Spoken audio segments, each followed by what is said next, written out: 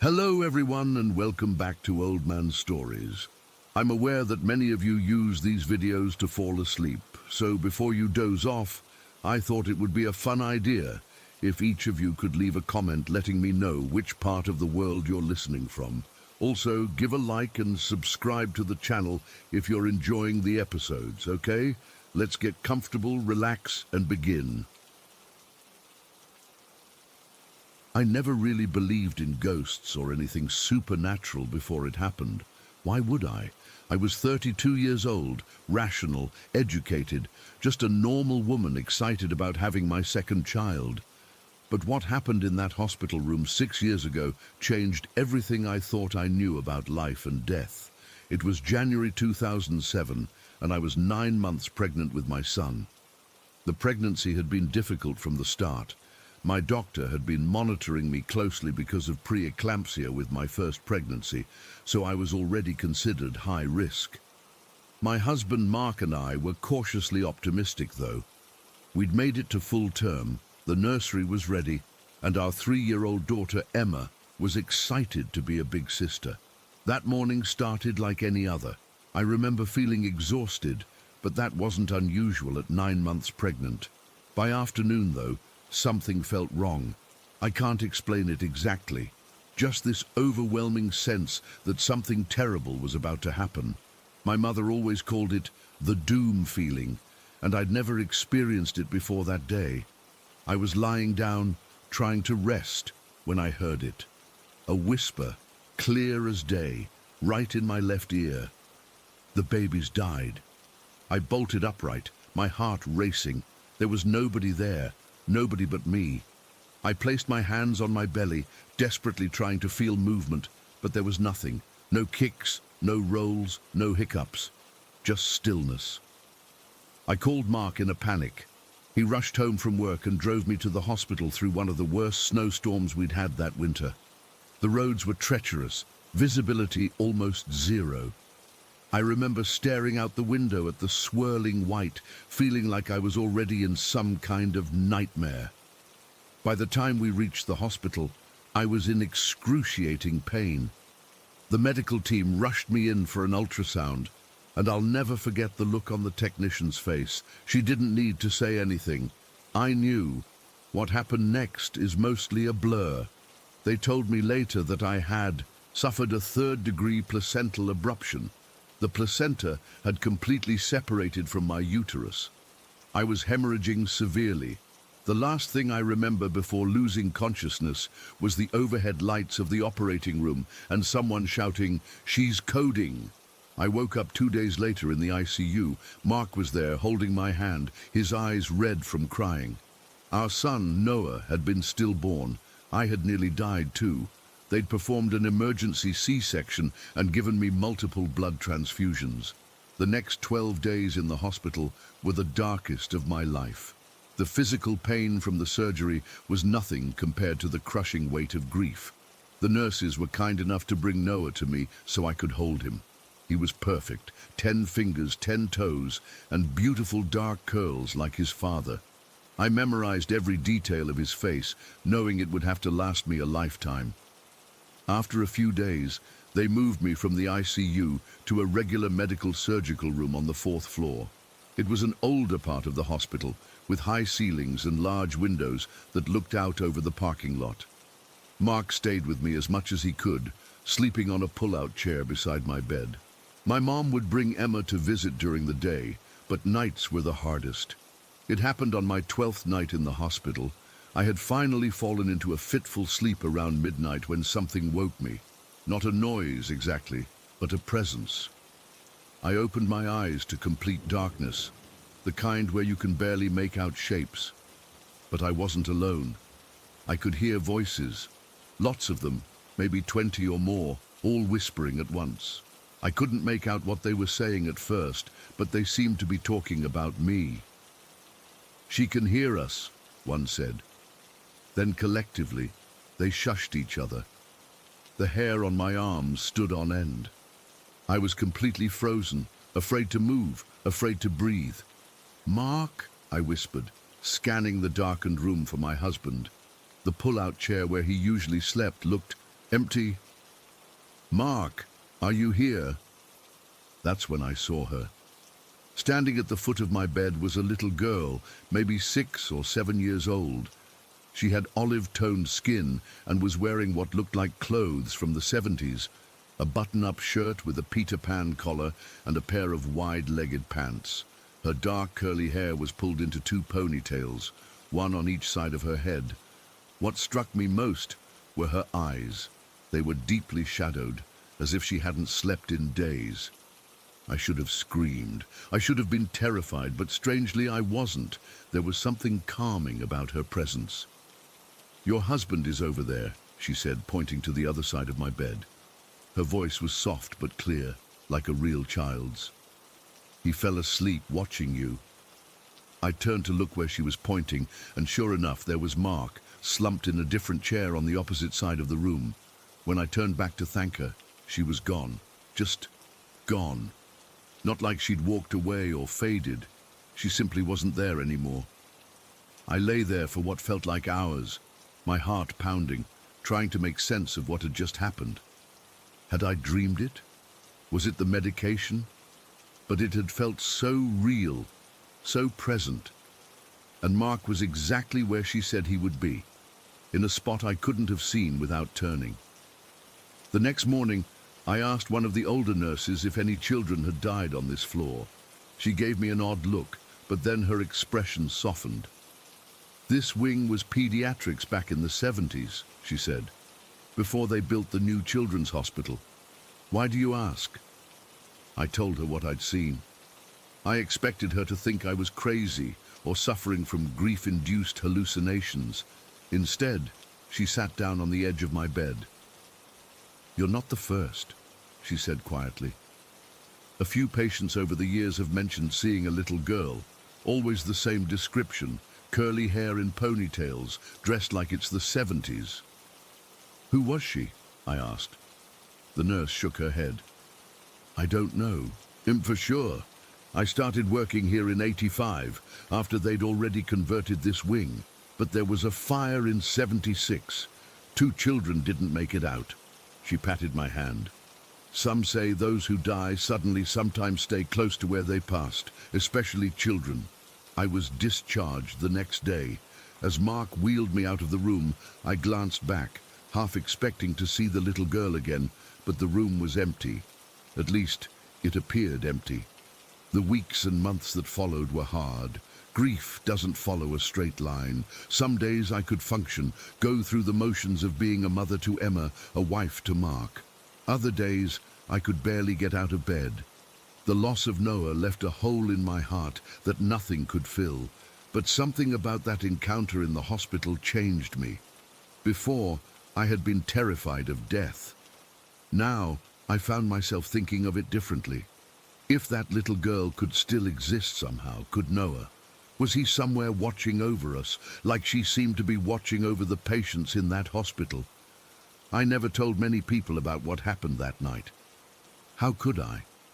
Most would think I was hallucinating from grief or medication, but I know what I saw, I know what I heard.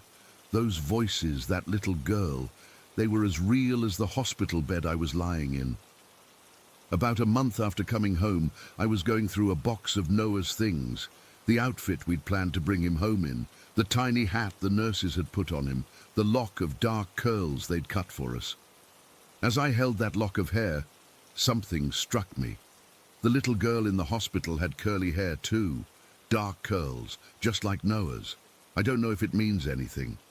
Maybe it was just a coincidence, or maybe it was the universe's way of telling me that our loved ones are never truly gone, that somewhere, somehow, they exist. It's been 6 years now. We eventually had another child, a boy we named Ethan. He doesn't replace Noah. No one ever could. But having him helped heal some of the rawness of our loss. Sometimes I look at Ethan playing and wonder if Noah somehow knows about his little brother. I still think about that night in the hospital often, about the voices that seemed to be discussing me, about the little girl who appeared and disappeared so suddenly. I've never experienced anything like it since, and part of me hopes I never will, but another part of me is grateful for it. Because in my darkest moment, when I was drowning in grief and questioning everything, something unexplainable happened that gave me hope. I don't expect anyone to believe me. I'm not sure I would believe it myself if it hadn't happened to me. But it did happen, and it changed me forever. Sometimes I wonder if she's still there, that little girl with the curly ponytails, appearing to patients in their darkest hours, offering them small comforts. I hope she is. I hope she knows she made a difference to at least one grieving mother on a cold January night. Story 2. I've held this in for so long, but I need to get it off my chest. Maybe writing it all down will help me make sense of what happened, though honestly, I doubt anything will ever fully explain it. It started with the accident back in April of 2021. I was driving through an intersection I'd crossed 100 times before when this pickup truck came barreling through a stop sign, going at least 65 miles per hour. I remember seeing it just a split second before impact, not even enough time to scream. The crash was brutal. My car spun and flipped, and I remember this weird moment of floating, like time slowed down. My dog Pepper was in the back seat, and I remember reaching back for her in that slow-motion moment. The doctors later told me I had 3 broken ribs, a fractured collarbone, internal bleeding, and a severe concussion. Honestly, they were shocked I survived. The strangest part wasn't the crash itself, but what the witnesses told me later. 3 different people who rushed to help said they saw this bizarre rainbow-like light surrounding my car right after impact. Not in the sky, actually wrapped around my crushed vehicle. One woman was absolutely insistent about it, saying it was like nothing she'd ever seen before. She kept asking if I had seen it too. I hadn't, but somehow I wasn't surprised. I've always felt like there was something watching over me. My grandma used to talk about protective spirits in our family, and in that moment, I truly believed they had saved Pepper and me. The doctors couldn't explain how my dog escaped with just a small cut on her paw when the back of my car was completely destroyed. Life went back to something resembling normal over the next few months. I healed slowly, dealt with insurance, got a new car, and tried to move forward. By October, I was doing well enough that my boyfriend Mike decided to move in with me. We'd been dating for about 2 years, and it seemed like the right next step. My 1-bedroom apartment wasn't huge, but it was cozy, and I was excited to have him there full-time, instead of just staying over a few nights a week. That's when everything changed. It started with something so small, I almost didn't notice. I had these curtain lights hanging in the living room that would sometimes sway a little when the heat kicked on. But 3 days after Mike moved in, I was sitting on the couch when they suddenly started swinging violently, like someone had yanked them hard. There wasn't any breeze, the windows were closed, and the heat wasn't running. Mike was in the shower and didn't see it, and when I told him, he just shrugged it off as old building problems. Then came the electronics. My TV would turn on by itself in the middle of the night, not to static but to actual channels. Mike's PlayStation 5 would power up when we were both in different rooms. My work laptop would wake from sleep mode and open random files while sitting untouched on my desk. Once, I watched as my mouse cursor moved across the screen by itself, opening and closing folders. I wasn't imagining it. Mike saw it too that time and finally admitted something weird was happening. The coughing was what really got to me, though. Mike works construction and is gone from 6 in the morning until around 4 in the afternoon. I work from home since the accident, and I started hearing someone coughing in our bedroom when I was alone with Pepper. It wasn't just once. It happened almost daily, always around 11:30 in the morning. A distinct male cough, 3 or 4 times, then silence. Pepper would stare at the bedroom door every time, her ears perked up, but she never barked or seemed scared. I started recording the apartment when I was home alone. I caught the coughing twice on my phone, and when I played it for Mike, his face went white. He said it sounded nothing like his cough. This was deeper, rougher, like someone who'd smoked for decades. All of that was creepy, but we were handling it, trying to rationalize it. Maybe someone had a universal remote that was accidentally controlling our TV. Maybe the building's weird electrical wiring was causing power surges. Maybe the coughing was coming from a neighbor's apartment and sound was traveling through the vents. Then came the Arby's cup. Mike had gotten Arby's for lunch one day in late October and brought the leftovers home. There was this little plastic sauce cup with a bit of horsey sauce left in it. When he finished eating, he threw the cup in the kitchen trash. I remember specifically because I teased him about leaving sauce in it and making the trash smell. The next morning, the sauce cup was sitting on the kitchen counter. I figured Mike had taken it out for some reason, but when I asked him about it, he looked confused. He swore he'd thrown it away. I believed him. Why would he lie about something so trivial? So I threw it away. Again myself, pushing it down into the trash so it wouldn't somehow pop back up. That evening, we found it by Pepper's water bowl. The same cup, still with a tiny bit of dried sauce inside. I recognized the specific way the sauce had dried along one side. Mike got really upset, thinking I was messing with him, but I wasn't. We argued about it for almost an hour before finally throwing it away again, this time watching it go into the bin together. The next morning, the cup was sitting in front of our shoe closet by the front door. I felt sick when I saw it. There was no logical explanation. Our apartment door has 2 deadbolts and a chain, all of which were secured. The windows were locked. Nobody else had a key. Even if someone could somehow get in, why would they do something so bizarre? Just move a sauce cup around? Mike was properly freaked out now. We emptied the entire kitchen trash onto the floor, searching for the cup we'd thrown away, thinking maybe we were losing our minds and just finding similar cups around the apartment. But no, the trash cup was gone, and the one by the shoe closet was definitely the same one.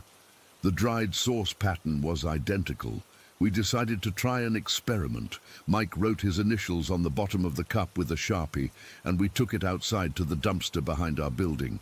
We buried it under bags of trash, closed the dumpster lid, and went back upstairs. 3 hours later, the cup was on our coffee table, initials still on the bottom. I broke down crying. I couldn't handle it. This wasn't just strange anymore. It was terrifying.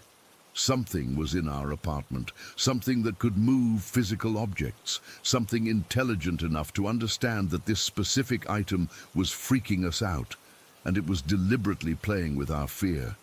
Mike suggested we throw the cup away somewhere else, so we drove to a gas station about 5 miles away and tossed it in their outdoor trash.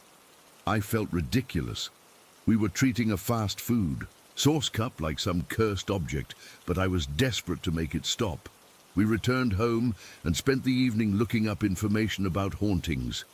Mike had always been skeptical about supernatural stuff, but now he was diving deep into forums about poltergeists and attached spirits. I kept thinking about that rainbow light from my accident. Had something followed me home from that crash? Some entity that had protected me but now wanted... what? Acknowledgement? A thank you?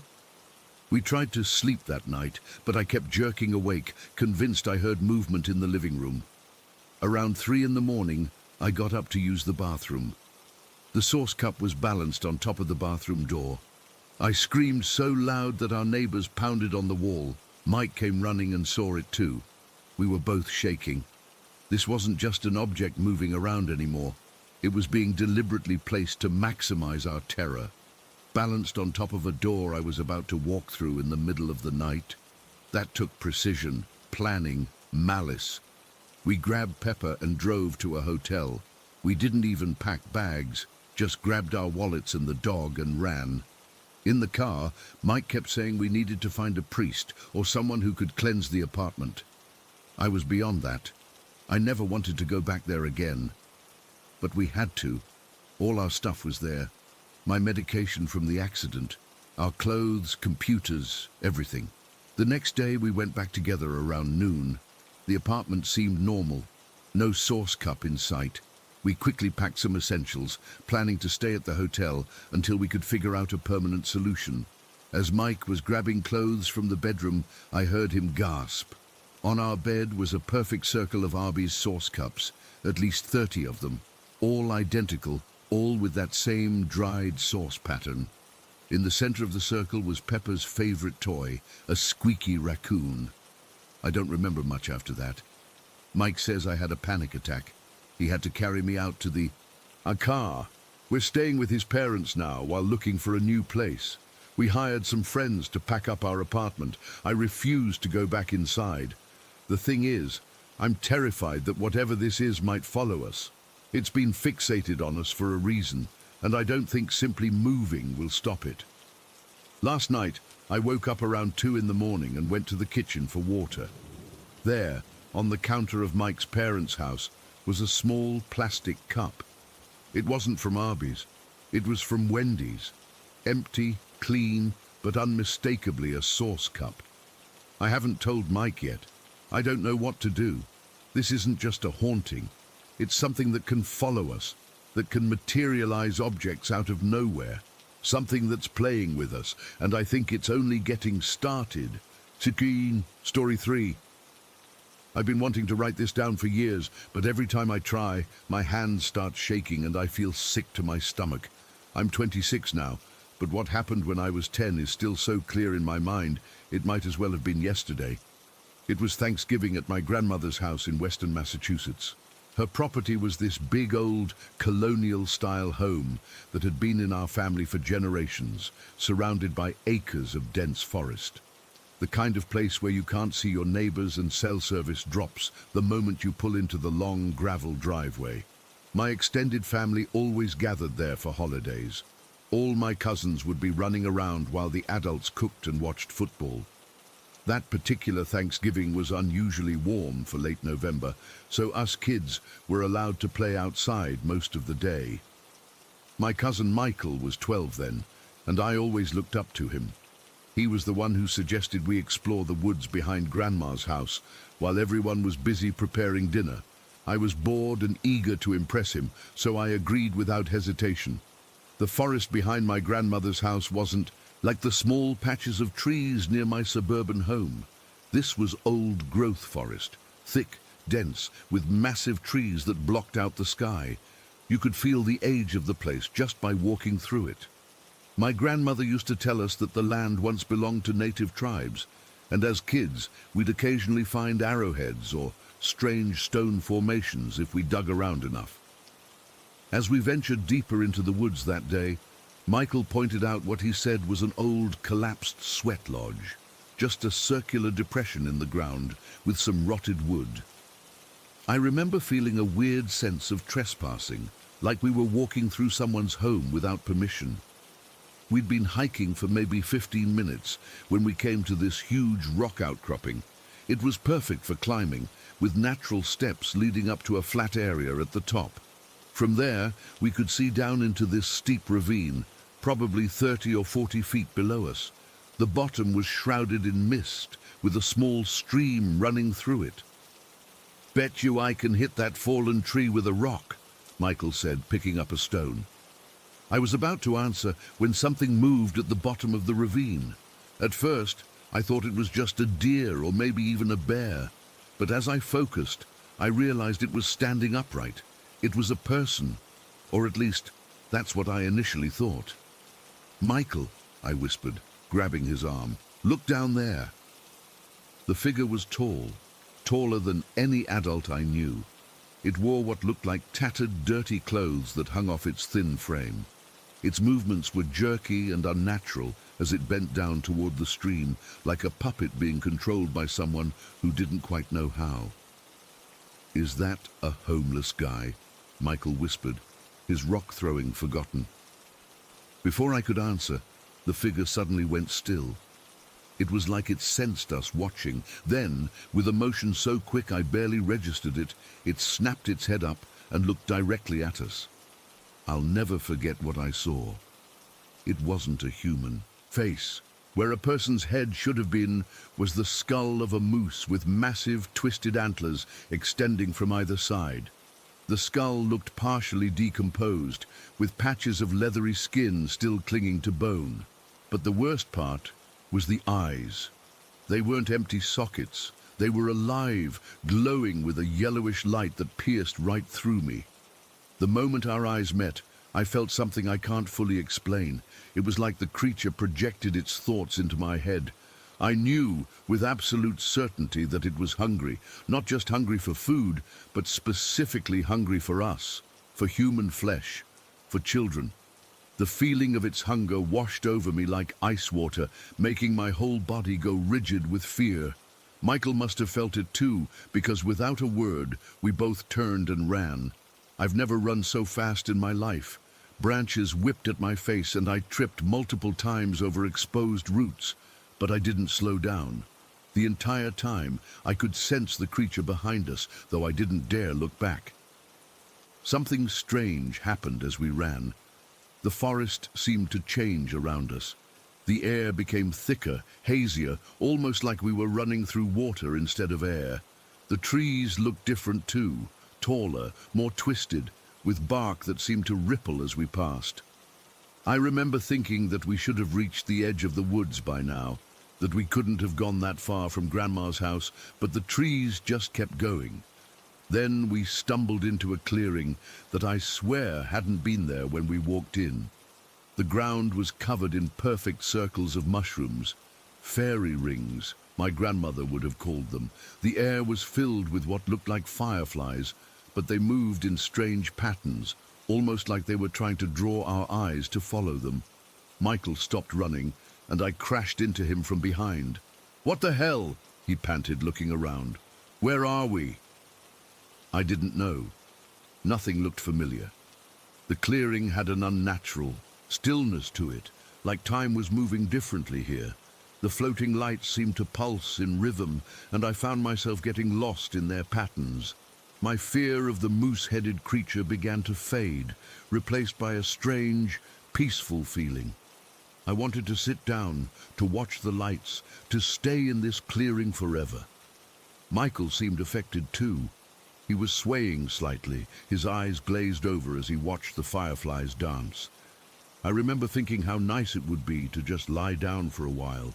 "Ethan, Michael, where are you boys? Dinner's almost ready." My mom's voice cut through the haze like a knife. Suddenly, I could think clearly again. I grabbed Michael's arm and pulled him toward the sound of my mother's voice. The peaceful feeling tried to hold on to me, but I fought against it, focusing on my mom's calls. We burst out of the woods right behind my grandmother's house, as if we'd only gone a few yards in. My mom was standing on the back porch, looking annoyed rather than worried. "There you are! What were you doing in there? You're filthy!" She looked us up and down, taking in our scratched faces and dirt-covered clothes. Michael and I exchanged glances. How could we explain what had happened? Would anyone even believe us? "Just exploring," Michael mumbled, and I nodded in agreement. My mom sighed. "Well, go get cleaned up. Dinner's in 20 minutes. Throughout dinner, Michael and I barely spoke. I kept expecting him to tell everyone what we'd seen, but he remained silent, pushing food around his plate without eating much. I did the same, my appetite gone.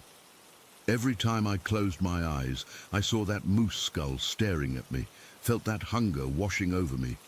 I thought that was the end of it, that we'd had a scary experience, but we were safe now. I was wrong.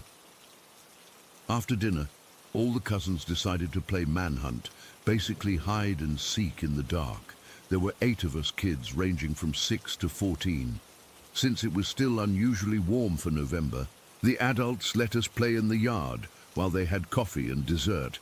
I was it first, along with my younger cousin Anna. We counted to 60 while everyone else hid.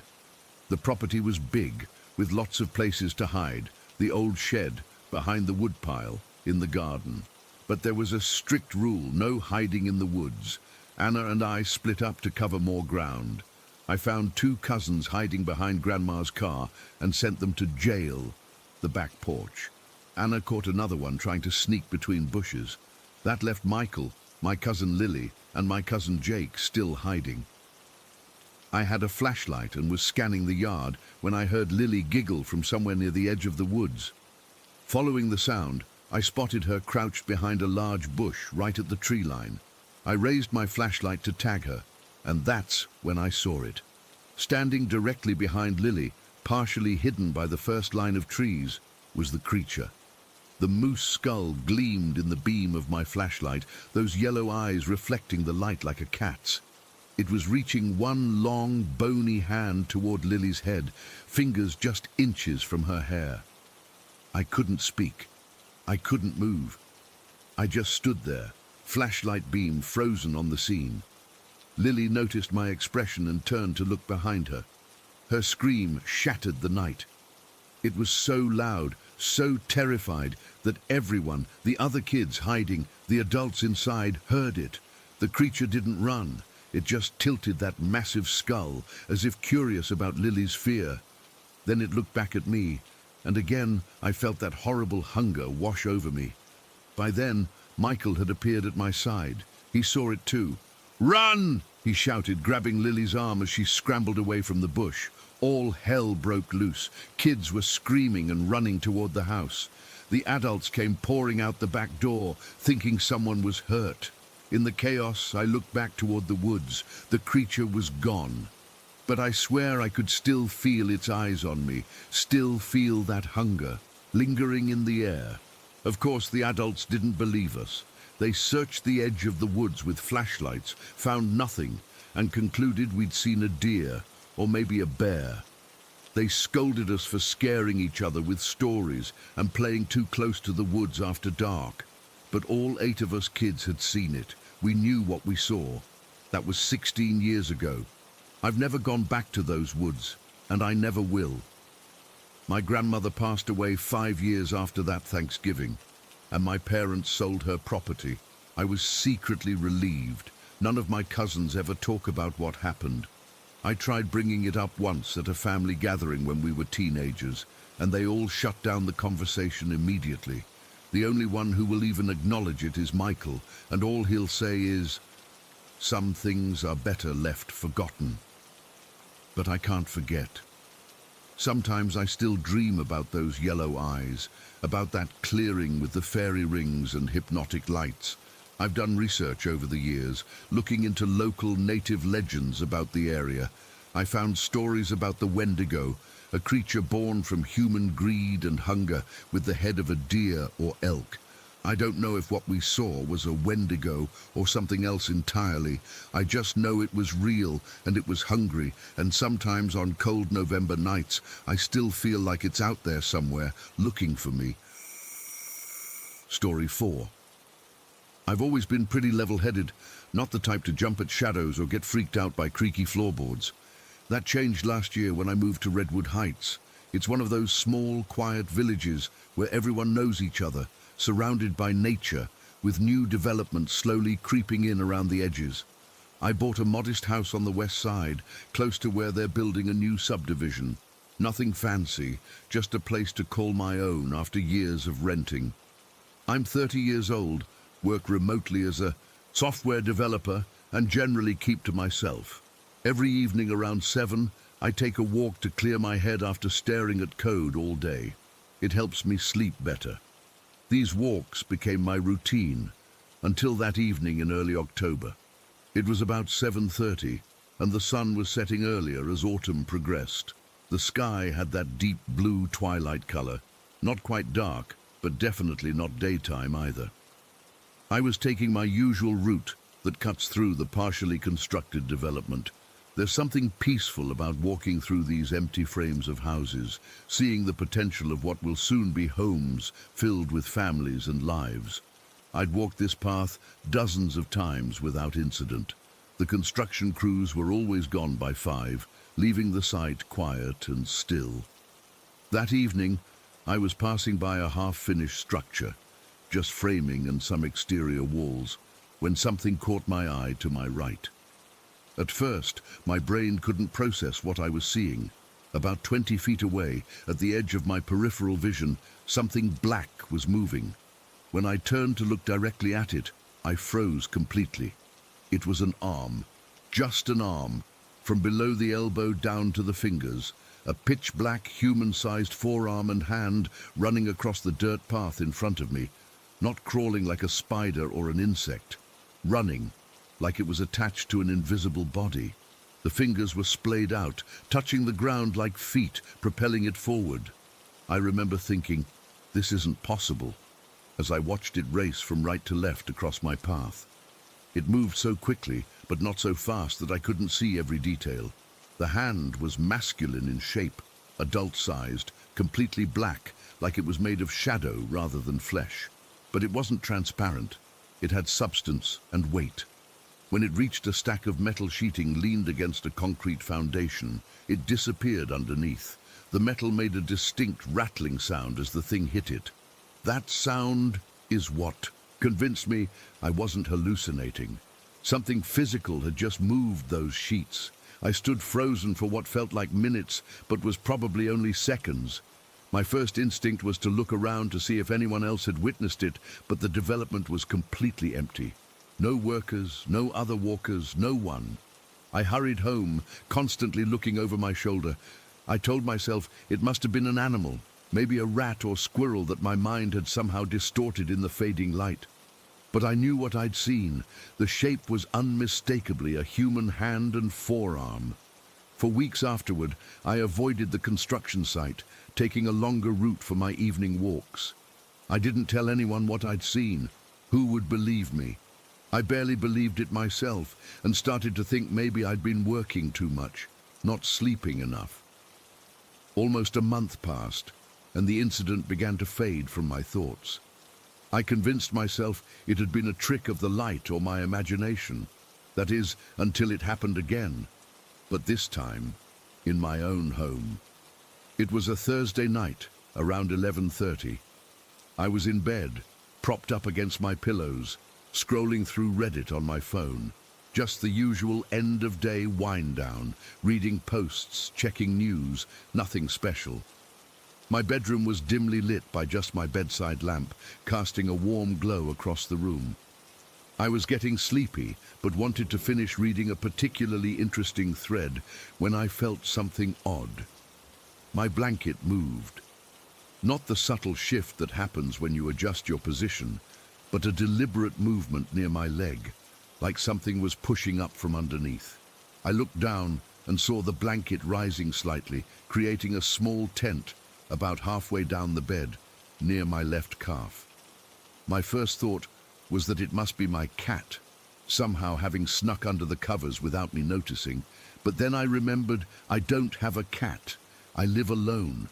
Before I could fully process this, I felt it. A hand wrapped around my left ankle. Not a light touch, but a firm grip. Fingers and a thumb pressing into my skin through my pajama pants. I could feel each individual finger, the pressure points where they squeezed. It was so unexpected and so wrong that for a split second I just stared at the raised blanket, my mind unable to connect what was happening with any rational explanation. Then instinct kicked in. I kicked hard with my leg, trying to shake off whatever had grabbed me.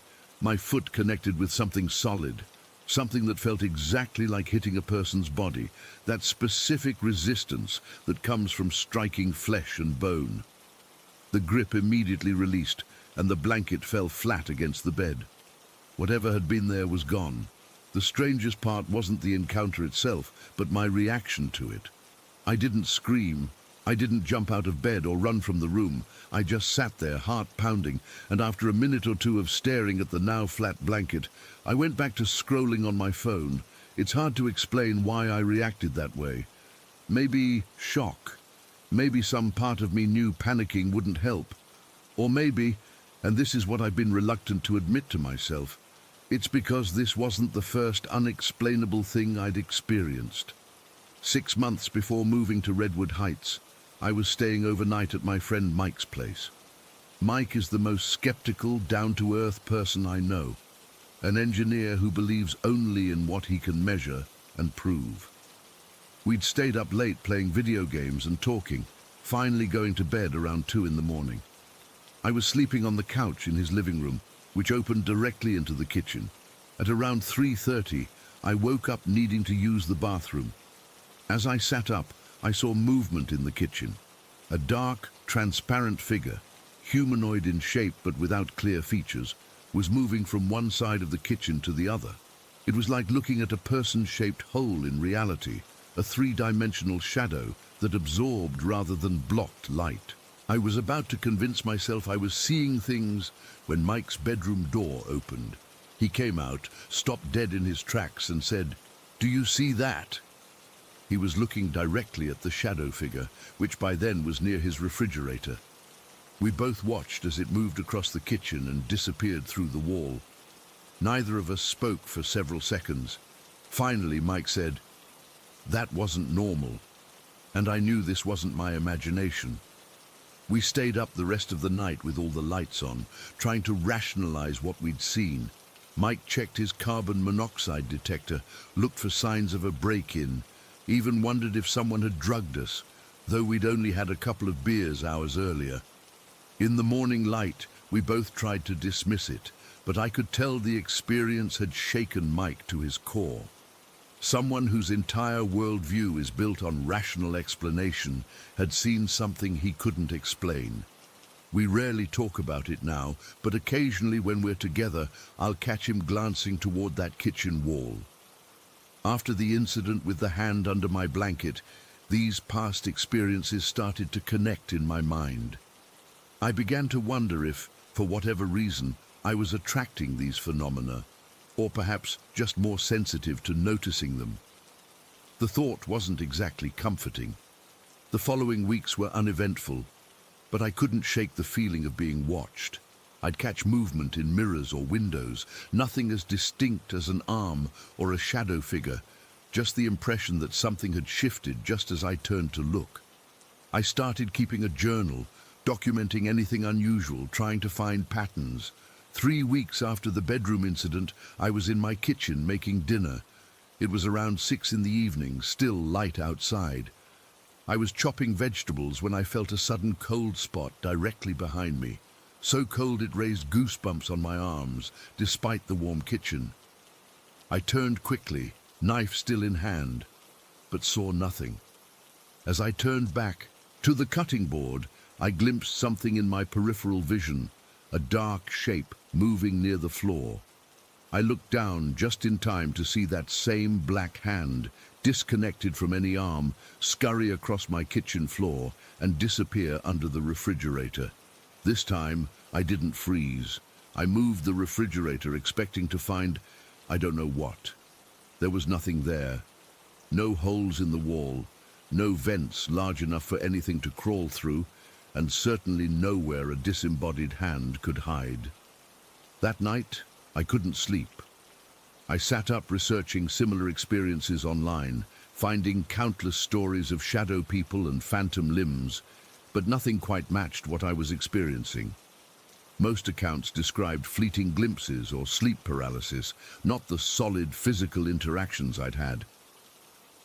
The next morning, exhausted from a sleepless night, I decided to visit the local library to see if Redwood Heights had any history that might explain these occurrences.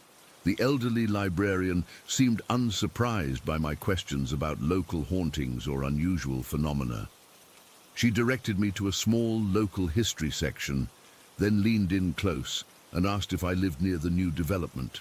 When I confirmed I did, she nodded knowingly and said the land had once been part of an old settlement that was abandoned in the late 1800s after a series of unexplained disappearances. The records were spotty, but apparently several residents had reported seeing parts of people before vanishing themselves. I've been living with this reality for months now. The encounters happen randomly, sometimes weeks apart, sometimes days. I've seen the hand 3 more times, always moving quickly across floors or surfaces. Twice, I've glimpsed the shadow figure in my hallway. Once, I heard distinct footsteps crossing my bedroom while I was trying to fall asleep, though nothing was visible. I haven't told anyone else about this. Who would believe me? I barely believe it myself some days. I've considered moving, but some part of me wonders if these things would follow me. Maybe they're not attached to the house or the land. Maybe they're attached to me. Last night was the most disturbing encounter yet. I was washing my face in the bathroom sink when I felt something touch my shoulder. In the mirror, for just a second, I saw a black hand resting there, the same one I'd seen running across floors and paths. When I spun around, it was gone, but I could still feel the sensation of pressure where it had touched me. I don't know what these things want. I don't know if they're trying to communicate or simply exist in a reality that occasionally overlaps with ours. All I know is that they're real, they're persistent, and for whatever reason, I can perceive them when others can't. Sometimes I wonder if I should try to communicate with them. Other times, I'm terrified that any acknowledgement might make the phenomena stronger or more frequent. For now, I continue my routine, work, walks, though I avoid the construction site, and trying to live normally despite knowing that at any moment I might glimpse something that shouldn't exist. The strangest part is how I've almost gotten used to it. That initial terror has faded into a kind of uneasy coexistence. I still jump when I see the hand or feel something touch me, but the panic subsides faster each time. I'm not sure if that's a good thing or if I'm just becoming desensitized to something I should rightfully fear. Is anyone else experiencing anything like this? Am I truly alone in this, or are there others who see these things too? I need to understand what's happening to me. Story 5. I still get chills thinking about that night at Northview Memorial. I've been a hospice nurse for almost 7 years now, and you'd think I'd be used to the cycles of life and death, but what happened during that shift still haunts me. It was a Tuesday night in November, just starting my third 12-hour shift in a row. The hospice unit was quiet when I came on at 7 p.m., just 5 patients, all in various stages of their end-of-life journey. Mrs. Carter in room 4 was my priority that night.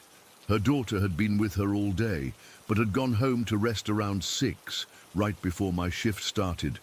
The day nurse briefed me that Mrs. Carter's breathing pattern had changed significantly over the last few hours. More Cheney-Stokes respirations, longer pauses between breaths. Anyone who's worked hospice knows what that means. The unit was dimly lit as I made my first rounds.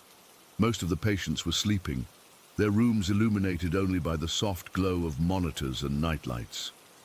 Mrs. Carter's room was at the end of the hall, room 416. She was 78, terminal pancreatic cancer that had spread everywhere. She'd been with us for almost 2 weeks, much longer than initially expected. When I checked on her around 9 p.m., I noticed her breathing had become even more irregular, 15 seconds between breaths sometimes. Her skin had that mottled appearance we often see, and her extremities were cool to the touch. I adjusted her position, moistened her lips with a sponge, and documented everything in the chart. Her daughter Emily had left instructions to call with any changes, no matter the hour. The night was dragging on the way night shifts do, that strange liminal space where time seems to stretch. Around 1 in the morning, I called Emily as Mrs. Carter's condition continued to deteriorate. The call went straight to voicemail, so I left a detailed message explaining her mother's status and asking her to call back when she could. Between 1 and 3, I checked on Mrs. Carter every 30 minutes. Each time, her breathing was more labored, the pauses stretching longer and longer. Her skin was taking on that waxy appearance, her fingernails showing more pronounced cyanosis. I've seen death approach hundreds of times, but it's never routine. Each person's journey is unique and somehow sacred, even when no one is there to witness it. At 3 a.m., I tried Emily again. Another voicemail. I was more direct this time, explaining that her mother was actively dying and suggesting she might want to come in soon if she wanted to be present. These calls are always difficult. You want to convey urgency without causing panic, but you also don't want someone to miss their chance to say goodbye. Around 4:30, I brought my mobile computer cart into Mrs. Carter's room to chart while sitting with her. The unit was completely silent, except for the occasional beep from monitors down the hall and the soft hum of the heating system. Mrs. Carter's breathing was now coming at intervals of 45 seconds to a minute. I dimmed the screen of my computer to keep the room peaceful, charting by the glow of the small desk lamp in the corner. I don't know if other nurses do this, but I always talk to my patients, even when they're unresponsive. I told Mrs. Carter she was doing fine, that everything was peaceful, that she could let go whenever she was ready. I held her hand for a while between entries in the chart. Her skin felt like parchment paper, cool and dry. At 5:16 a.m., I remember checking the time on my watch. Mrs. Carter took a breath, and then another, maybe 20 seconds later, and then nothing. I waited, watching her chest, counting the seconds in my head. 1 minute passed. 2 minutes. I placed my stethoscope on her chest, confirming what I already knew. No heartbeat, no breath sounds. Mrs. Carter had passed. I followed our protocol, called the on-call doctor to pronounce the death, though I'd already documented the time. Then I paged our night tech, Marcus, to help me with the post-mortem care. Marcus is a good guy, quiet and respectful with the deceased. We worked efficiently, washing Mrs. Carter's body, removing medical equipment, positioning her hands, and making her presentable for when her family would arrive. At 6 a.m., after we'd finished, I tried Emily one last time. This time she answered, her voice thick with sleep. I broke the news as gently as I could, telling her that her mother had passed peacefully. Emily started crying, then apologized for missing my calls. She said she and her brother would come right away. While waiting for the family, I finished my charting and prepared the paperwork they would need to take to the funeral home. The night was giving way to morning, that grey-blue light seeping through the blinds that signals the end of a night shift. I could hear the day shift arriving, chatting quietly at the nurses' station as they prepared for handoff. Emily and her brother David arrived around 6:30. They looked exhausted and shell-shocked, the way family members often do when they've been anticipating a death but are still unprepared for the reality of it. I explained what had happened, how peaceful her passing had been, and walked them to room 416. "Take all the time you need," I told them, opening the door. "I'll be at the nurses' station when you're ready to discuss the next steps." I closed the door behind them, giving them privacy for their final goodbyes.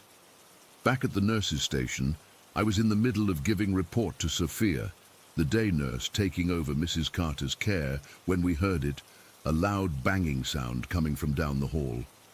At first, I thought maybe someone had dropped something, but then it came again, more insistent. And then we heard voices calling out. "That's coming from 416, Sophia said, looking confused. We both hurried down the hallway toward Mrs. Carter's room. The banging was louder now, and I could clearly hear Emily's voice calling, "Hello? Can anyone hear us? The door is stuck." When I reached the door, I called out, "Emily, it's Nurse Rachel. What's happening?" "We can't get out." Her voice was pitched high with panic. "The door won't open." I grabbed the handle and tried to turn it, but it wouldn't budge, not even a little. It felt like it was welded in place. "Are you holding the handle on your side?" I asked.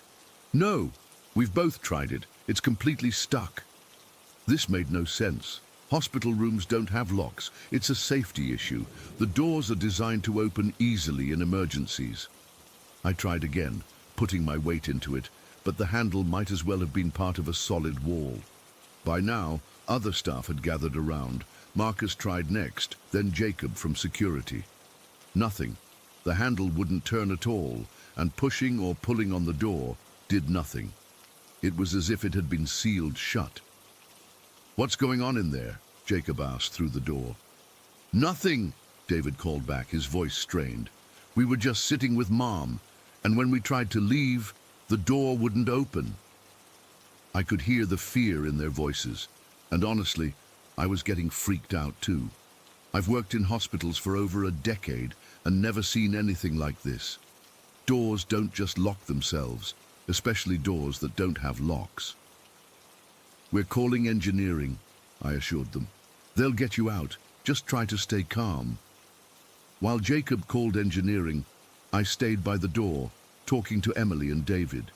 They were understandably upset, first losing their mother, then being inexplicably trapped in the room with her body. I tried to keep my voice steady and reassuring, but the whole situation felt wrong in a way I couldn't articulate. The engineering team arrived about 15 minutes later with their tools. The head guy, Bill, tried the handle first, then looked at us like we were playing a prank. "It's completely seized," he said, sounding baffled, "like it's fused solid." They ended up having to remove the entire door from its hinges, a process that took another 20 minutes and a lot of sweating and cursing, quietly, since we were still in the patient care area. When they finally got the dugger off, Emily and David practically fell out of the room, both pale and shaking. "What the hell was that?" David demanded, looking from me to the engineers and back again. "We were trapped in there for almost an hour." "I've never seen anything like it," Bill said, examining the door mechanism. "The internal components are completely seized up. It's like someone poured concrete in there and it hardened instantly." Emily was hugging herself, looking back at the doorway like she expected something to come through it. "It felt cold in there," she said quietly. "Really cold. And I swear I could smell Mom's perfume, the one she always wore before she got sick." We moved them to the family room, got them some water, and I stayed with them while they calmed down. Neither wanted to go back into room 416, not even to collect their mother's personal items. Marcus volunteered to get everything for them. The strangest part? By the time engineering took the door away to examine it further, the mechanism was working perfectly again. Bill brought it back an hour later, completely perplexed, saying there was absolutely nothing wrong with it.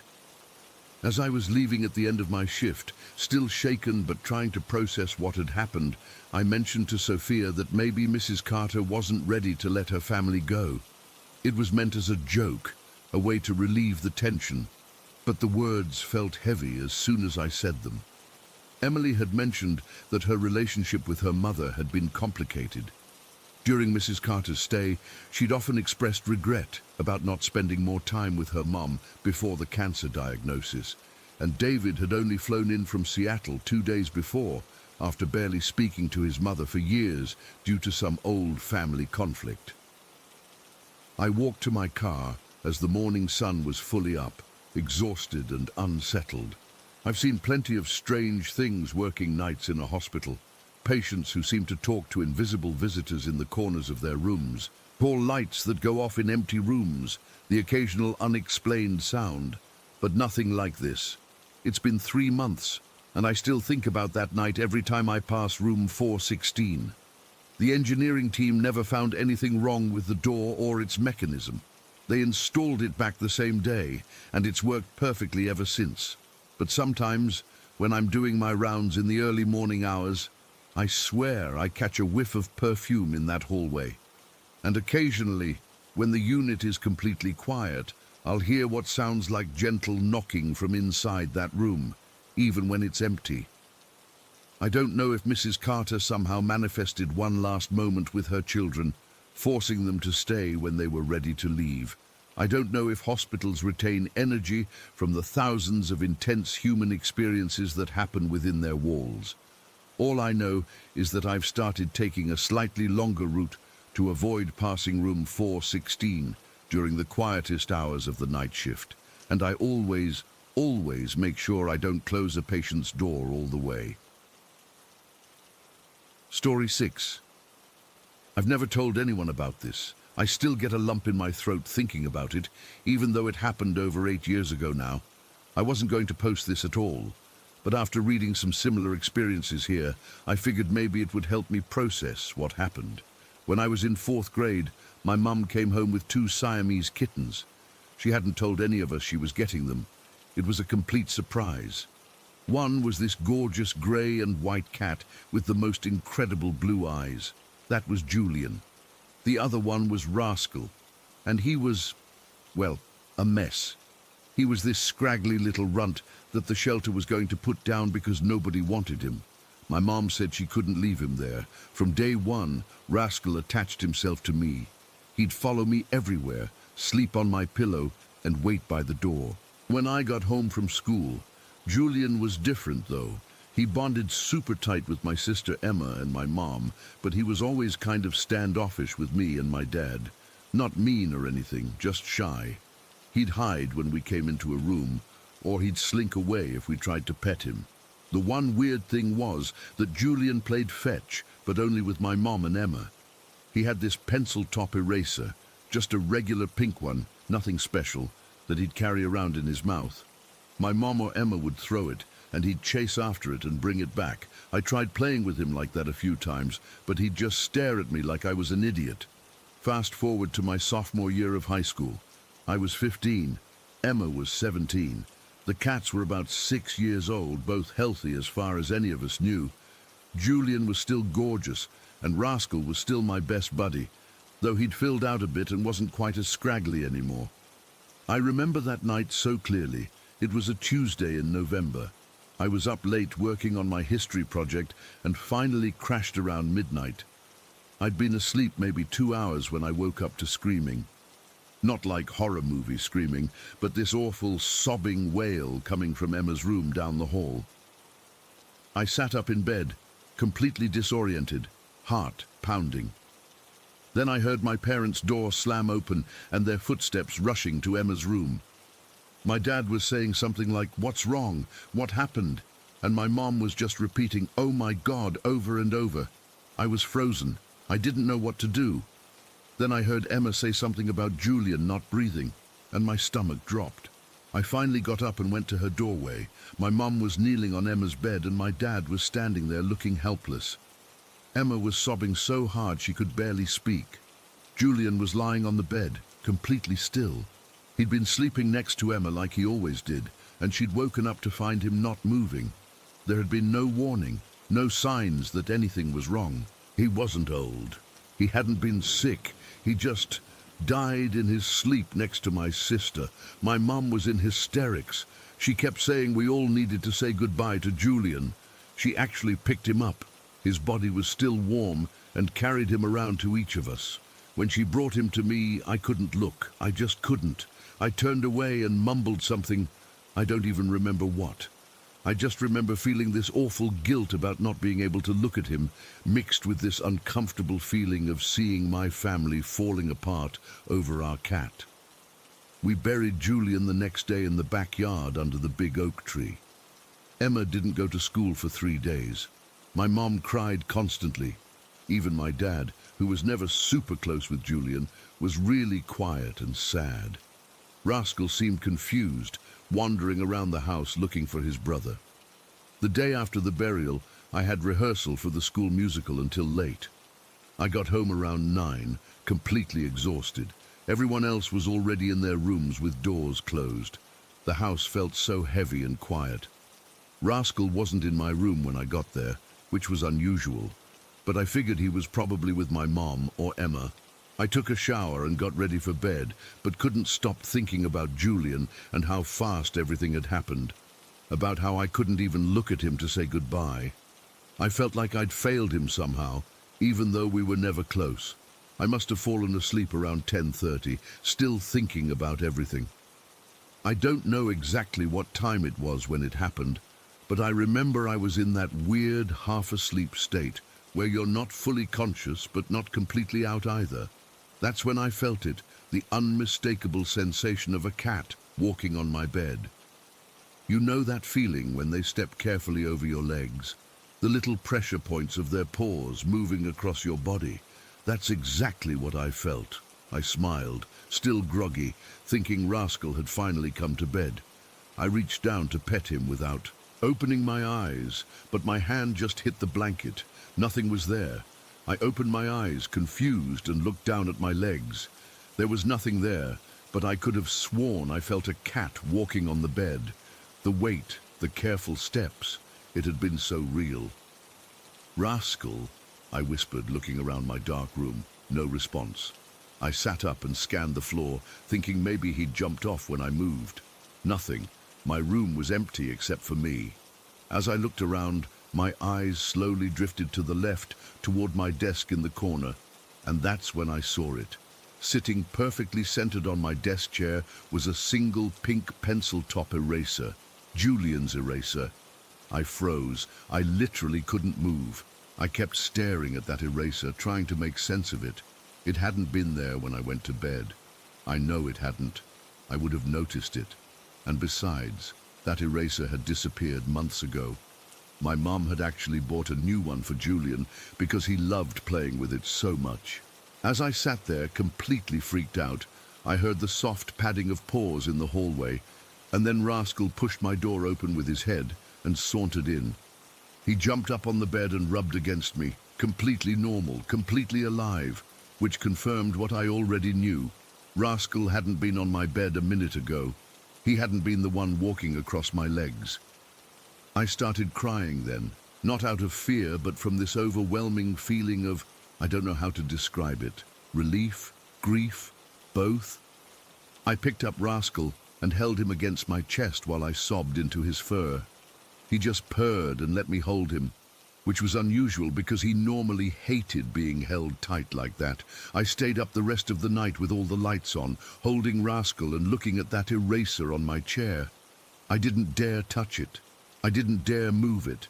By morning, I'd convinced myself of what happened. Julian had come to say goodbye to me because I couldn't say goodbye to him. He'd walked across my legs like cats do, and he'd left his favorite toy for me to find. I never told my family about it. They were all so broken up already, and I didn't want to make things worse. Later, when things calmed down, I still didn't tell them. My mum started getting really into spiritual stuff after Julian died, talking about signs from beyond and all that, and I didn't want to encourage it. But I know what happened. I know what I felt. I know that eraser wasn't there when I went to bed, and I know Rascal wasn't on my legs that night. It's been 8 years, and I still have that eraser. I keep it in a little box in my drawer. Sometimes when I'm having a really bad day, I take it out and hold it, and I swear I can feel this sense of peace wash over me. I don't know what happens after death, or if animals have souls or whatever. I'm not particularly spiritual, but I know what I experienced that night, and no one will ever convince me it wasn't real. Julian came back to say goodbye, and for that one moment, he chose me, the family member he was least close to in life.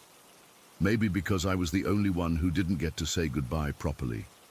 Or maybe he was just making his rounds to everyone, and I was the only one awake enough to notice. I'll never know for sure why it happened, but I'm grateful it did. I just wish I could tell Emma and my mom that he visited, that he was okay, that he was still their beautiful boy even after he was gone. But some experiences are too personal, too precious to share, even with the people who would understand them the most. Sometimes I still wake up in the middle of the night, feeling like there's a cat walking across my bed, even when Rascal is sleeping somewhere else. It doesn't scare me anymore. It just reminds me that some bonds don't break, even when everything else does. Story 7. I honestly don't know where to begin with this. I've been dealing with this for over a year now, and I'm starting to wonder if I'll ever figure out what's happening in my home. I'm not typically the type to share personal stuff online, but I need to tell someone who might understand or have experienced something similar. I moved into this rental in Jacksonville last spring. It's nothing fancy, just a modest 3-bedroom with a decent yard for my 2 dogs. I work from home as a graphic designer, so I specifically looked for a place with good natural light and enough space for a proper home office. The rent was reasonable, the neighborhood seemed quiet, and it checked all my boxes.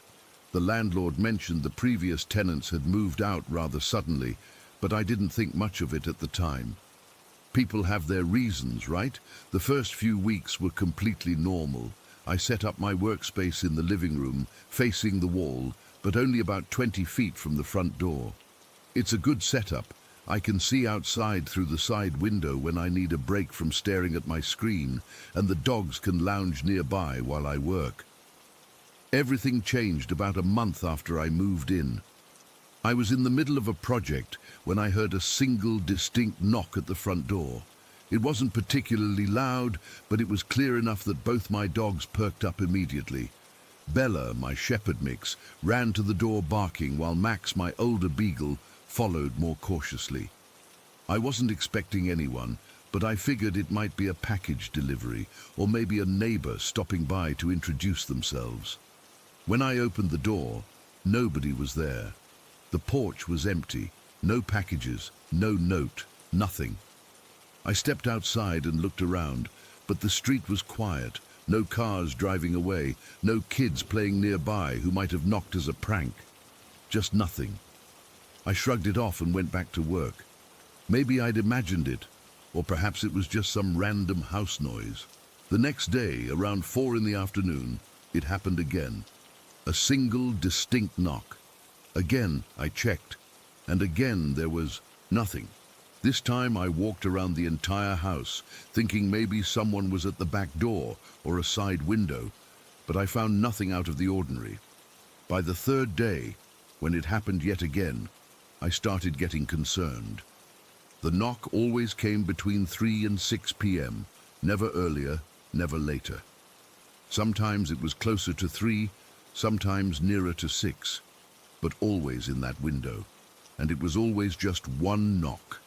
Not a series of knocks like a normal visitor, just a single deliberate tap. After about a week of this, I started trying to figure out logical explanations.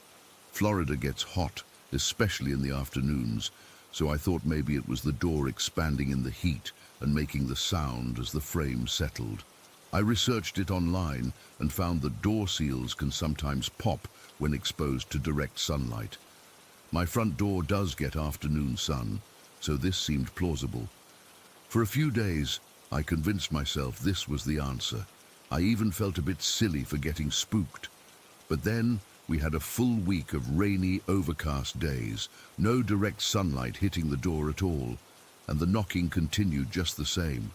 I even checked the door frame and seals carefully for any signs of damage or warping. Nothing. I considered animals next. Maybe a bird was hitting the door, or a squirrel was dropping nuts on the porch. I set up my laptop camera facing the door one afternoon and let it record for hours. When I reviewed the footage, I clearly heard the knock on the audio, but there was absolutely nothing visible on the video. No movement, no shadow, nothing at all that could have caused that sound. That's when I started getting genuinely freaked out. I've always been sensitive to unexplainable things. When I was a kid, I used to see shadows moving in my bedroom at night. In college, my roommates complained about items going missing and turning up in weird places, always when I was around. I once lived in an apartment where the lights would flicker whenever I was upset. So I'm not a total stranger to weird occurrences, but this was the first time I'd experienced anything like this consistent knocking. By the 2-month mark, the dogs had completely adjusted to it. At first, they'd run to the door every time, barking and excited. Then they started just looking up briefly before going back to sleep. Now they don't react at all. It's like they've accepted it as just another normal house noise, like the hum of the refrigerator or the AC kicking on. I wish I could be as chill about it as they are. Around the 3-month mark, other strange things started happening. The pull chains on my ceiling light fixtures would sometimes sway gently, even when all the windows were closed and the ceiling fans were off. I'd walk into a room and find them moving, as if someone had just tugged on them moments before I entered. Once, I woke up at 3 in the morning to find all the kitchen cabinet doors standing open. I know I closed them before going to bed. I'm almost obsessive about that kind of thing. There was no way I'd have left them all open. But the knocking remained the most consistent phenomenon. Every single day, without fail, between 3 and 6 p.m., knock. Just once, never twice, never at night, never in the morning, always in that specific window of time. I started keeping a log, noting the exact time of each knock and what I was doing when it happened. I thought maybe I'd find a pattern, something that triggered it. Was it when I made a certain movement, used a specific appliance, played certain music? But after weeks of detailed notes, I couldn't find any correlation. The knock seemed truly random within that 3-hour window. 5 months in, I finally broke down and mentioned it to my landlord when he came by to fix a leaky faucet.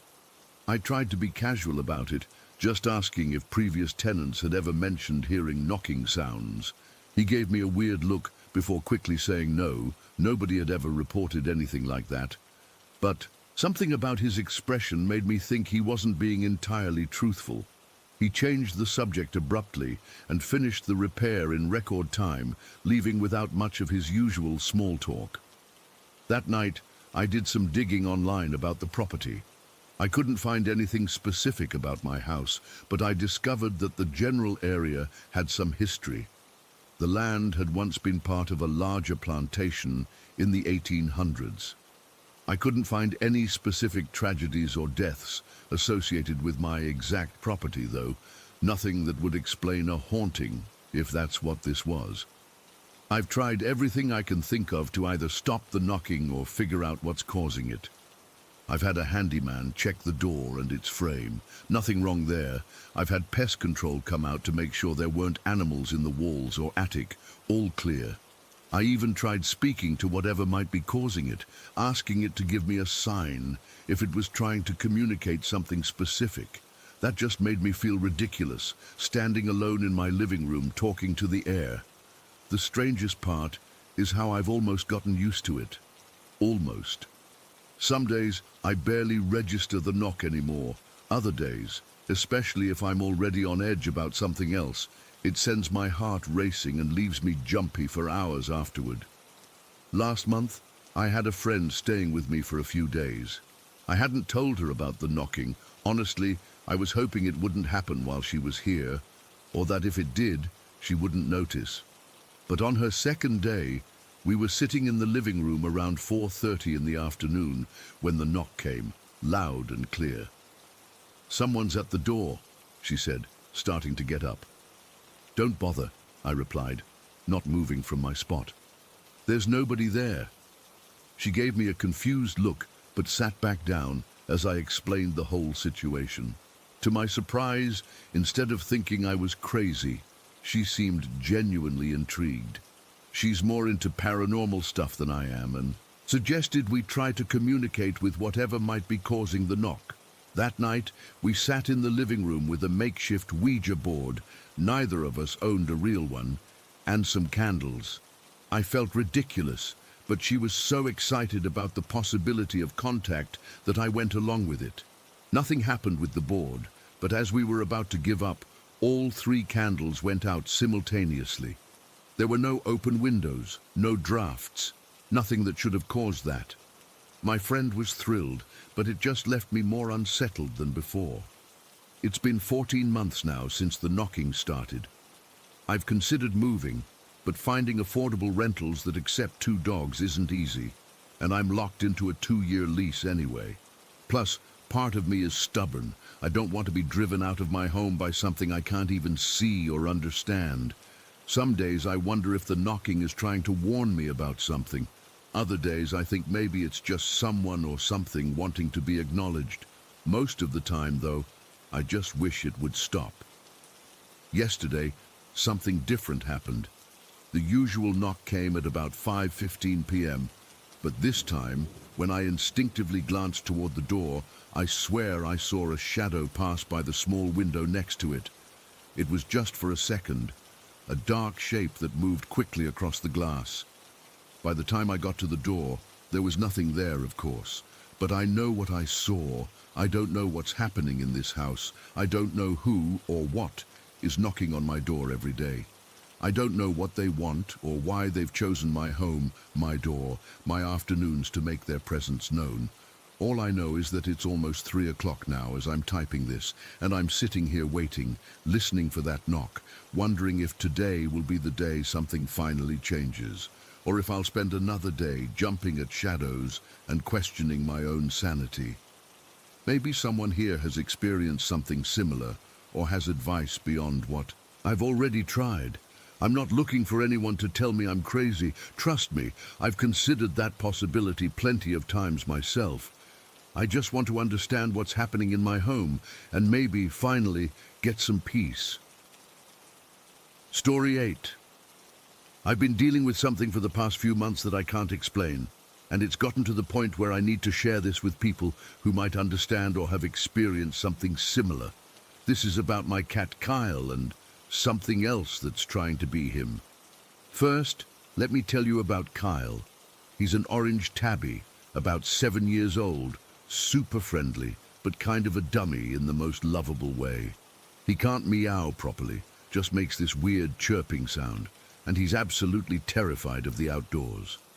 We've had him since he was a kitten, and I've never seen a cat so adamant about not going outside. If a door opens, he runs the other way. This detail becomes important later. The weird stuff started about 6 months ago. My mom kept saying she would hear me crying in my room, but when she'd check on me, I'd either be completely fine or not even there. This happened at least once a week for about a month. At first, we just laughed it off. Old house, pipes making noise, whatever. Then came the scratching on my bedroom door at night. Now, we have 2 cats, Kyle and another cat named Pepper, who's black and white. So scratching wouldn't normally be concerning, except this scratching was different. It would happen in patterns. 3 quick scratches, pause, 3 more, pause, and then a long, slow drag down the door. Neither of our cats have ever scratched like that. Plus, the scratching was happening about 5 feet up the door, way higher than either cat could reach, even if they stood on their hind legs. I started keeping my door open at night, thinking maybe one of the cats was getting anxious being locked out. The scratching stopped, but then something else happened that really freaked us out. One night about 3 months ago, my mom was up late watching TV in the living room. My girlfriend Jess was staying over and got up around 1 in the morning to get some water. When she walked through the living room, she saw my mom sitting on the couch with Kyle curled up on her lap. They exchanged a quick "hey," and Jess went to the kitchen. The next morning at breakfast, my stepdad casually mentioned, "Kyle was super clingy last night. He slept right on my chest the whole night and wouldn't move." My mom froze. "That's impossible. Kyle was with me in the living room at 1 in the morning." My stepdad laughed. "No way. He was definitely with me from like 11 p.m. until I got up at 6. Jess confirmed she had seen Kyle with my mum. My stepdad insisted he wasn't mistaken. Kyle had been with him all night without leaving once. They argued about it for a bit before dropping it, but we were all uneasy. That's when I started paying more attention. I noticed other little things. Sometimes Kyle would be napping in the sunspot in my room, but my mum would swear she had just seen him in the laundry room, or I'd be petting him in the living room, and my stepdad would call out from the garage asking if Kyle was with me because he thought he'd just seen him out there. About 2 months ago, things escalated. I woke up around 3 in the morning to that same scratching pattern on my door, even though it was open. I sat up and turned on my light, and the scratching stopped immediately. Kyle was asleep at the foot of my bed. Pepper was in her cat bed in the corner. I got up and looked in the hallway. Nothing there. The next night the same thing happened, but this time when I turned on the light, I swear I saw something duck into the bathroom across the hall. It was quick, just a flash of orange. I assumed it was Kyle, but when I looked down he was still on my bed, now awake and staring at the doorway, with his back arched and fur standing up. I'd had enough. The next day, I convinced my mom to cleanse the house. She's into spiritual stuff, so she got some Palo Santo and went through every room, paying special attention to doorways and corners. When she got to Kyle, she hesitated, then waved the smoking stick around him too. Kyle didn't react much, just sniffed the air and went back to grooming himself. Surprisingly, it seemed to work. The scratching stopped. The phantom crying stopped. The weird Kyle in 2 places at once incident stopped. For about 2 weeks, everything was normal, and we started to relax. Then came what we now call the anti-Kyle incident. It was a Friday evening, and we were all home. Me, my mom, stepdad, and Jess. We were in the living room watching a movie when we heard a meow from the backyard. A loud, clear meow, not Kyle's usual chirp. We all looked at each other because it sounded like it was coming from right outside the sliding glass door that leads to our backyard. My stepdad got up to check, and there was an orange cat sitting on our patio, looking in at us. It looked exactly like Kyle. Same markings, same size, except something was off about its face. It was too long, like it had been stretched slightly, and its eyes were too wide apart. "Is that Kyle?" my mom asked, confused. I looked over at the couch where Kyle was napping. "No, Kyle's right here." The cat outside meowed again, a perfect normal cat meow, something Kyle has never been able to do. My stepdad opened the door a crack, and the cat tried to come in. That's when we all got really uncomfortable. This cat looked so much like Kyle, but it clearly wasn't him, and it was trying to come into our house. "That's not our cat," I said firmly, and my stepdad closed the door. The cat outside just sat there, staring in at us. It meowed again, more insistently. Kyle, now awake, walked over to the glass door and hissed, something I'd never seen him do before. The cat outside stopped meowing and just stared, not at Kyle, but at us. It was making eye contact with each of us, one by one. Then, very slowly, it backed away from the door, still facing us, still maintaining eye contact. It backed up about 10 feet, then turned and walked away. We were all pretty freaked out, but tried to laugh it off as just a stray that happened to look like Kyle. We went back to our movie, but about 20 minutes later, Jess got up to get a drink and looked out the kitchen window. "Guys," she called, her voice shaking, "there's another cat out there now." We all went to look. There was indeed another cat, a scrawny black and white one, walking across our yard. But what made our blood run cold was that we could see the orange cat too, sitting at the edge of our property, watching the house. In the fading evening light, its face looked even more wrong, elongated and almost human-like. "It's like it's waiting for us to let it in," my mom whispered. That's when my stepdad did something that still gives me chills. He knocked on the window and pointed at the orange cat. "You're not Kyle," he said loudly. "We know you're not Kyle." The cat's ears flattened. It stood up, still staring at us, and very deliberately backed away again, one slow step at a time, until it reached the bushes at the edge of our yard. Then it turned and vanished into the shadows. We've seen it 3 more times since then, always at dusk, always meowing to be let in, always backing away in that unnatural manner when we acknowledge it's not Kyle. We've started calling it anti-Kyle. We've stopped letting the real Kyle go into the garden, even though he never wanted to go out anyway. Something about this other cat feels wrong, like it's trying to replace him, or maybe replace one of us. Last week, my mom set up a security camera facing the backyard. 2 nights ago, it captured footage of Auntie Kyle sitting on our patio at 2 in the morning, staring directly into the camera, for over an hour without moving, just sitting there, watching. When my mom showed me the footage, I noticed something in the background that made my stomach drop.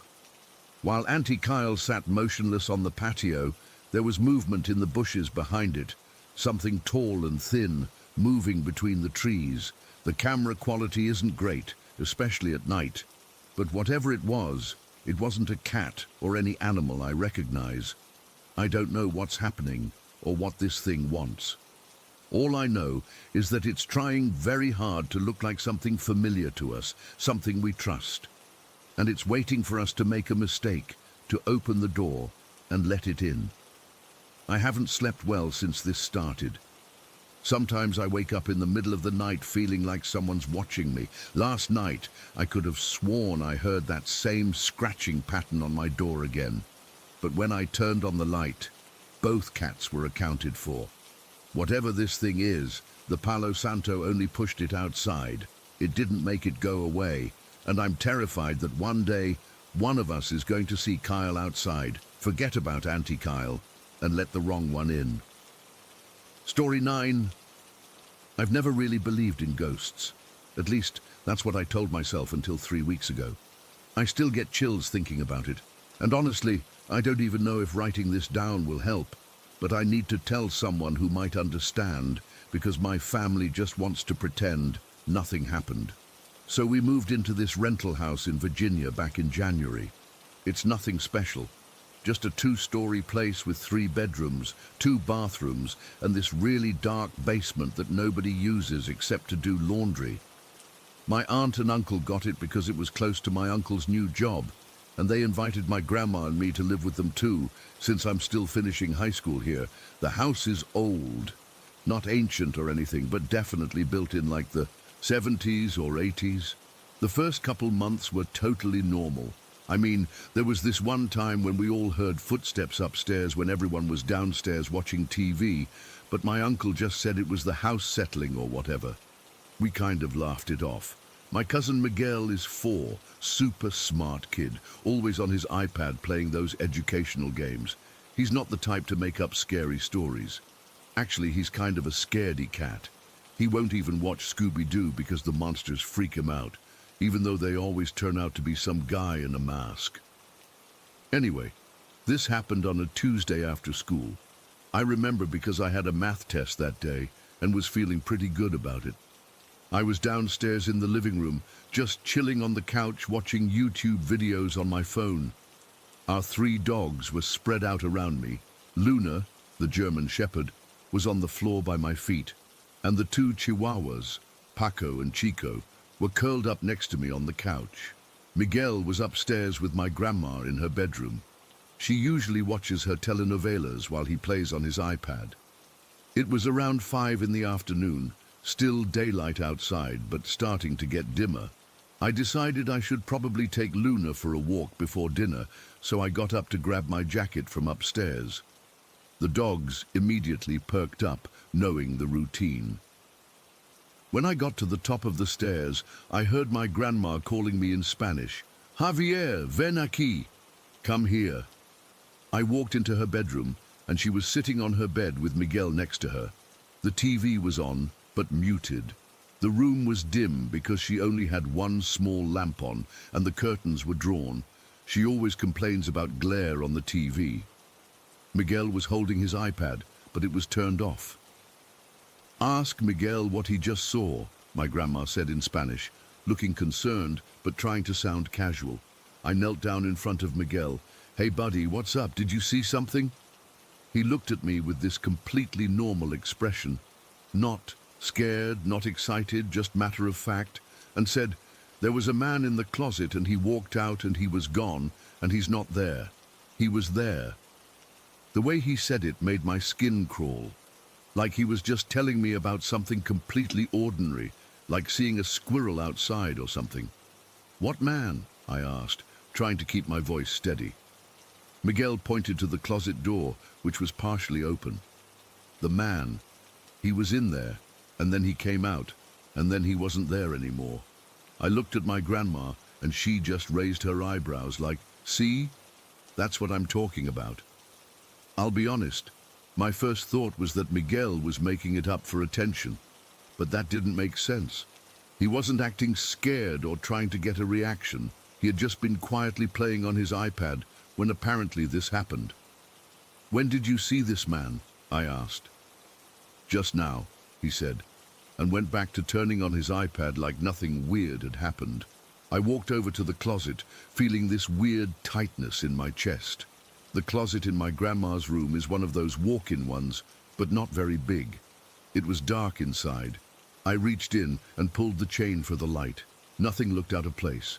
Just my grandma's clothes hanging up, some boxes on the shelf, and her shoes lined up on the floor. I even pushed the clothes aside to check if someone could be hiding behind them, which was stupid because Miguel had just said the man disappeared. "What did the man look like?" I asked, turning back to Miguel. He didn't look up from his iPad. "I don't know, just a man. He was tall." "Was he scary?" I asked. Miguel shook his head. "No, he didn't see me. He just walked out, and then he wasn't there." I called my aunt right away. She was still at work, but answered on the 3rd ring. When I told her what Miguel said, she just sighed.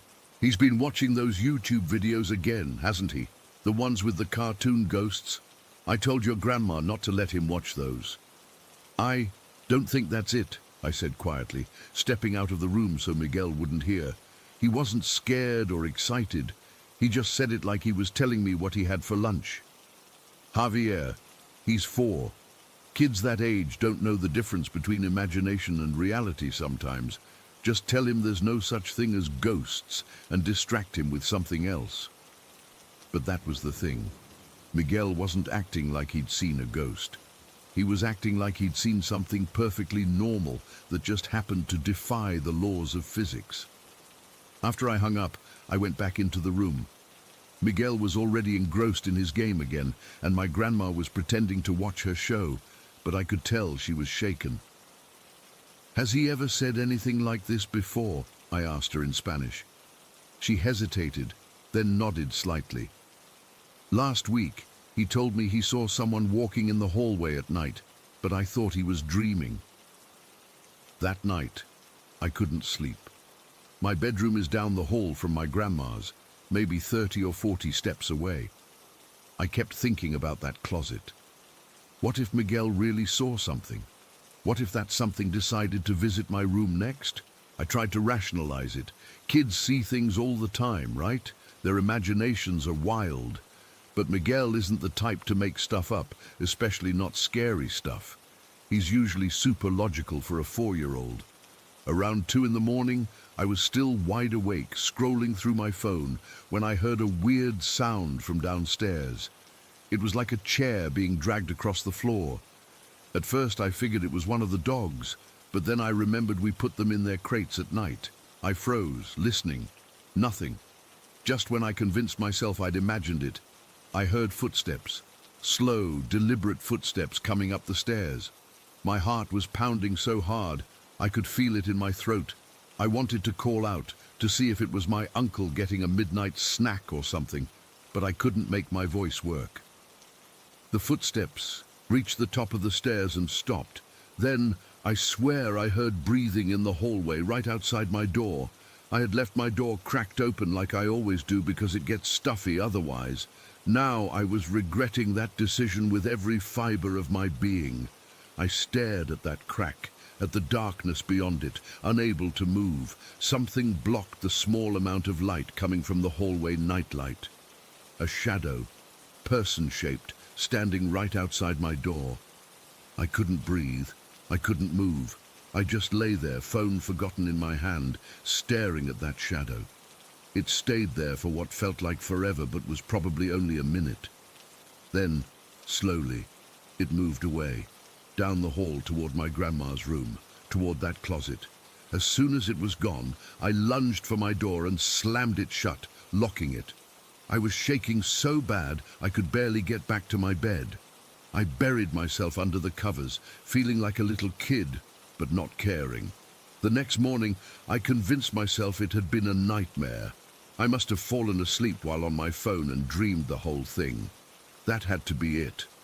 But when I went downstairs for breakfast, my uncle was standing in the kitchen looking confused. "Did anyone move the chairs last night?" he asked. I looked at the dining table. 2 of the chairs were pulled out, facing the stairs. "Maybe the dogs knocked them over," my aunt suggested, pouring cereal for Miguel. But the dogs couldn't have unlocked their crates, moved chairs, and then locked themselves back up again. I wanted to tell them about what I'd seen, or thought I'd seen, but something stopped me. They already didn't believe Miguel. They definitely wouldn't believe me, a teenager who was probably just having nightmares. That day at school, I couldn't focus on anything. I kept thinking about Miguel's words.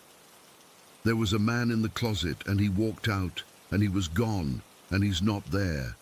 He was there. When I got home, I went straight to Miguel, who was watching cartoons, in the living room. "Hey, buddy," I said casually, sitting next to him. "Remember that man you saw in Grandma's closet? Can you tell me more about him?" Miguel didn't look away from the TV. "He lives here." A chill ran down my spine. "What do you mean he lives here?" "He lives in the walls. Sometimes he comes out to look at us." "Does he talk to you?" I asked, my mouth dry. Miguel shook his head. No, he doesn't know I can see him. I didn't know what to say to that.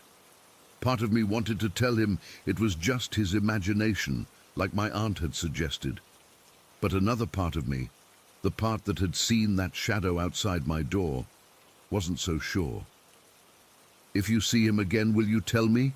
I asked. Miguel nodded, eyes still on the cartoon. That night, I put a chair under my doorknob before I went to bed.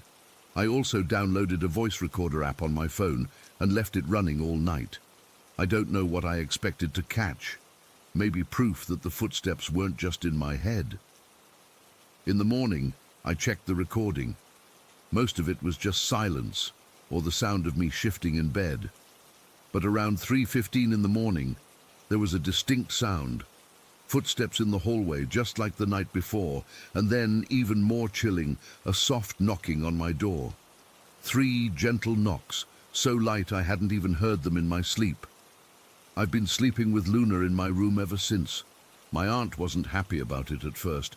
She sheds all over everything, but I made up some excuse about being worried about break-ins after hearing about one in the neighborhood. The thing is, Luna seems to sense something too. Sometimes she'll just stare at empty corners of rooms, or she'll refuse to go up the stairs without me practically dragging her. The Chihuahuas are even worse. They've started barking at nothing, especially at night. Last night, Miguel came into my room around midnight. He just stood there in the doorway until I noticed him. "What's up, buddy?" I asked, trying to sound normal, even though seeing a small child standing silently in a doorway at midnight is literally the start of every horror movie ever. "He's looking at you when you sleep," Miguel said. I felt like someone had dumped ice water down my back. "Who is?" "The man from the closet. He stands by your bed sometimes." I didn't sleep at all after that. How could I? I sat up all night with all the lights on and Luna next to me, jumping at every creak and groan of the house. This morning I started researching the history of our rental house. I haven't found anything yet about someone dying here or anything like that, but I did find out that the house sat empty for almost 2 years before we moved in. The listing agent mentioned personal issues as the reason the last family moved out suddenly. I don't know what to do. My aunt and uncle think I'm being ridiculous when I bring up anything strange. My grandma crosses herself and changes the subject. Miguel is the only one who sees what I see, and he's 4. For now, I'm sleeping with the lights on, and Luna by my side. I've started putting a glass of water on my nightstand too. I read somewhere that spirits sometimes disturb water when they're present. Every morning, the water level is lower than when I put it there, even though I never drink from it. The man from the closet is real. He's in this house with us. And somehow, I don't think he's happy we're here. Story 10. I still don't know how to explain what happened in my apartment last semester. I've gone over it 1,000 times in my head, tried to find logical explanations, but nothing makes sense. I'm not the type to believe in supernatural stuff. I'm studying biochemistry, for God's sake. But what happened that day in October completely shattered my understanding of reality. I was living in this old apartment building about 15 minutes from campus. Nothing fancy, just your typical student housing with thin walls and questionable plumbing. My roommate Jane and I had the 3rd floor to ourselves. 2 bedrooms, a small common area, a bathroom, and a kitchenette. We weren't best friends or anything, but we got along well enough. Jane was studying literature and usually kept to herself, which suited me fine since I needed quiet for my studies. That day started like any other Tuesday.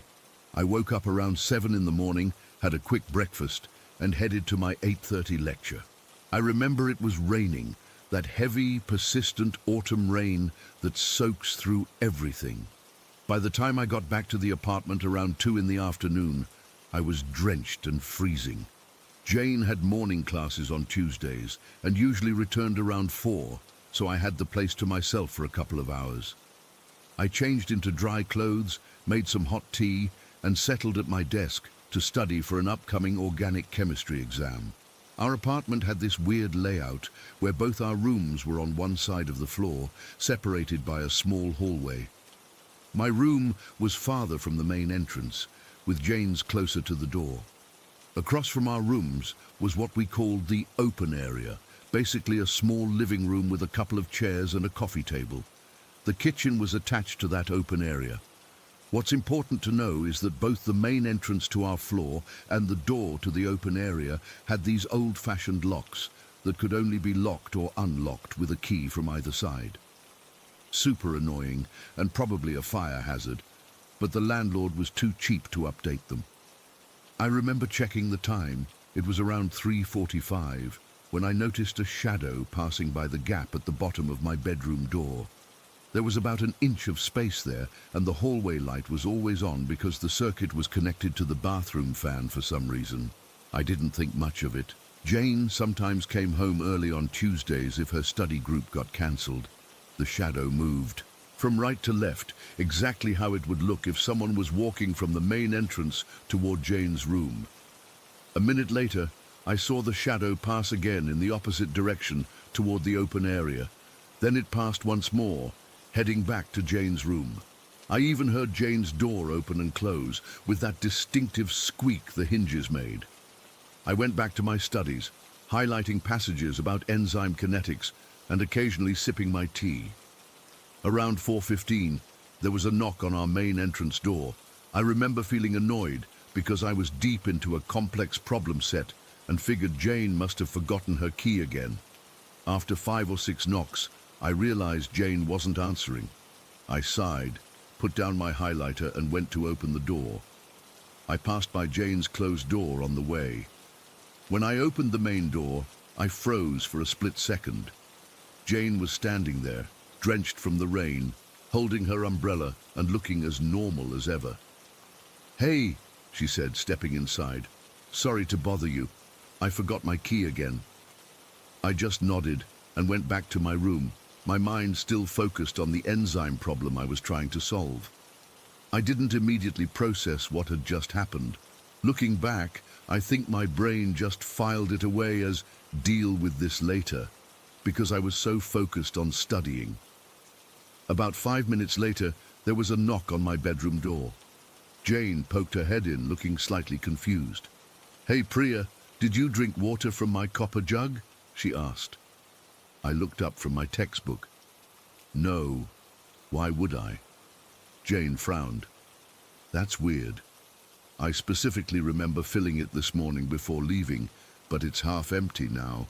That's when it hit me. If Jane had just come home, then who the hell had I seen walking around our apartment earlier? Whose shadow had passed under my door? Who had gone into Jane's room? Who had been drinking her water? I felt the blood drain from my face. "Jane," I said slowly, "what time did you leave this morning?" "Around 8. Why? And you just got back now? You haven't been home at all today?" Jane looked at me strangely. "No, I've been at the library since my class ended. What's going on?" I explained what I'd seen, the shadow passing under my door multiple times, the sound of her bedroom door opening and closing. As I spoke, Jane's expression changed from confusion to fear. "That's impossible," she whispered. "I've been gone all day." We both stood there in silence for a moment, trying to process this information. Then Jane suddenly gasped. "Priya, the main door was locked when I got here. You had to unlock it to let me in." She was right. Our main door automatically locked when closed, and could only be unlocked with a key from the outside, which meant whoever or whatever had been moving around our apartment couldn't have left without us noticing. "Maybe it was the building manager?" I suggested weakly. Jane shook her head. "He always calls before coming up, and that doesn't explain why they would go into my room and drink from my jug." We checked the open area door next. It was locked too, with the key still in the inside keyhole where we usually kept it. There was nowhere else to go on our floor, no other exits, no hidden passages, nowhere a person could hide except in our rooms or the bathroom. We searched the entire apartment, checking under beds, inside the shower, in closets, everywhere a person could possibly hide. We found nothing. No trace of an intruder, no sign that anyone else had been there, except for the half-empty water jug in Jane's room. Jane immediately poured the remaining water down the drain. "I'm not drinking that," she said with a shudder. "Whatever was in here pretending to be me might have contaminated it somehow." That word, pretending, sent chills down my spine. Because that's exactly what it felt like. Whatever had been in our apartment hadn't just been an intruder. It had been mimicking Jane. It knew her routine, knew which room was hers, knew about her copper water jug. We called the building manager, who came up and checked the locks and windows. Everything was secure. He suggested maybe someone had a copy of our keys, but that didn't explain how they could have left with the door locked from the inside. That night, neither of us slept well. We pushed Jane's desk in front of the main door and took turns staying awake. I remember sitting in the dark at 3 in the morning, jumping at every creak and groan of the old building, wondering if whatever had been there would come back. The next day, we went to campus security and filed a report, but they just gave us the same explanation. Someone must have a key. They suggested changing our locks, which we did immediately, but deep down I knew that wouldn't solve the problem. How do you keep out something that can apparently vanish into thin air? We never found an explanation for what happened. We checked with other tenants in the building. No one had seen anyone suspicious. The security cameras in the lobby didn't show anyone unfamiliar entering the building that day. It was as if whatever had been in our apartment had simply materialized inside and then disappeared. The strangest part was how perfectly it had imitated Jane's movements. The timing of the footsteps, the direction, even the sound of her bedroom door. It was all exactly how Jane normally moved around our apartment, and it had physically interacted with objects, drinking water from her jug. We stayed in that apartment until the end of the semester, but things were never the same. We installed interior locks on our bedroom doors. We texted each other constantly about our whereabouts. We never stayed alone in the apartment if we could help it. Jane became convinced it was some kind of doppelganger or shapeshifter. She even did research for a paper on folklore about entities that could mimic humans. I tried to stick to more scientific explanations. Carbon monoxide poisoning, hallucinations from stress. Someone who had found a way to enter and exit our apartment without us knowing. But none of those explanations felt right. I know what I saw that day. I know someone or something was in our apartment, pretending to be Jane, moving around in spaces that should have been locked and secure. We moved out at the end of the semester.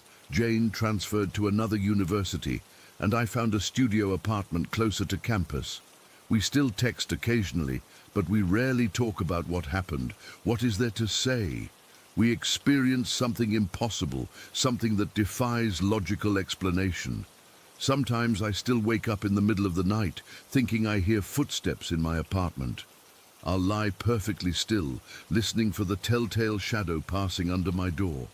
So far it hasn't happened again, but I can't shake the feeling that whatever it was, it's still out there. And worse, that it wasn't random, that it chose our apartment, chose to mimic Jane specifically, for some purpose I can't begin to understand. I still don't know what was in our apartment that day. I don't know how it got in, how it got out, or what it wanted. But I know one thing for certain: whatever it wasn't human. And that terrifies me more than anything else. Story 11. I've been sitting here trying to figure out how to start this for like 20 minutes, so I guess I'll just dive in. I don't normally post stuff like this online, but I'm honestly freaked out and need to tell someone who might actually believe me. So this happened 2 days ago, and I still can't explain it. I live in a pretty quiet neighborhood in Portland, not downtown, but one of those residential areas where you mainly hear birds and the occasional dog barking. Nothing weird ever happens here. I've lived in my little one-bedroom house for almost 3 years, just me and my cat Mochi. I should probably mention that the past few months have been Really rough for me. My mom passed away suddenly from a brain aneurysm back in January. We were super close, and it just destroyed me.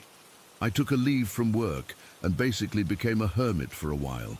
I'm still processing everything, still having those moments where I reach for my phone to call her before remembering I can't. Anyway, 2 mornings ago, I woke up at around 5:30 in the morning to this weird metallic sound. It was like something small dropping onto my hardwood floor, that distinctive little tink noise that metal makes. I was still half asleep and thought maybe something had fallen under my bed.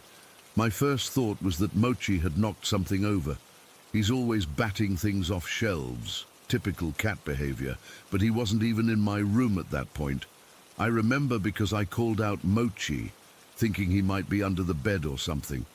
I grabbed my phone from my nightstand and turned on the flashlight, leaned over the edge of my bed and looked underneath. Nothing there. I was about to just roll over and go back to sleep when I heard it again. That same metallic tink sound. This time I sat straight up. It definitely came from somewhere in my bedroom, not another part of the house.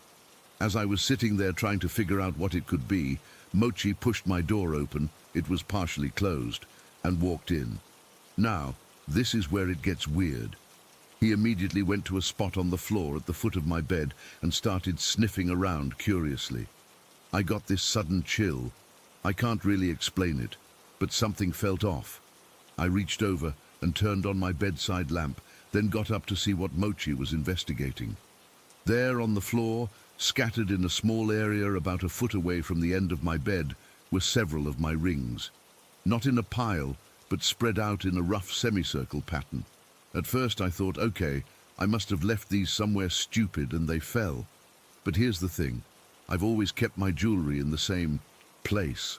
I have this little ceramic dish on a bookshelf across the room, about 5.5 feet high.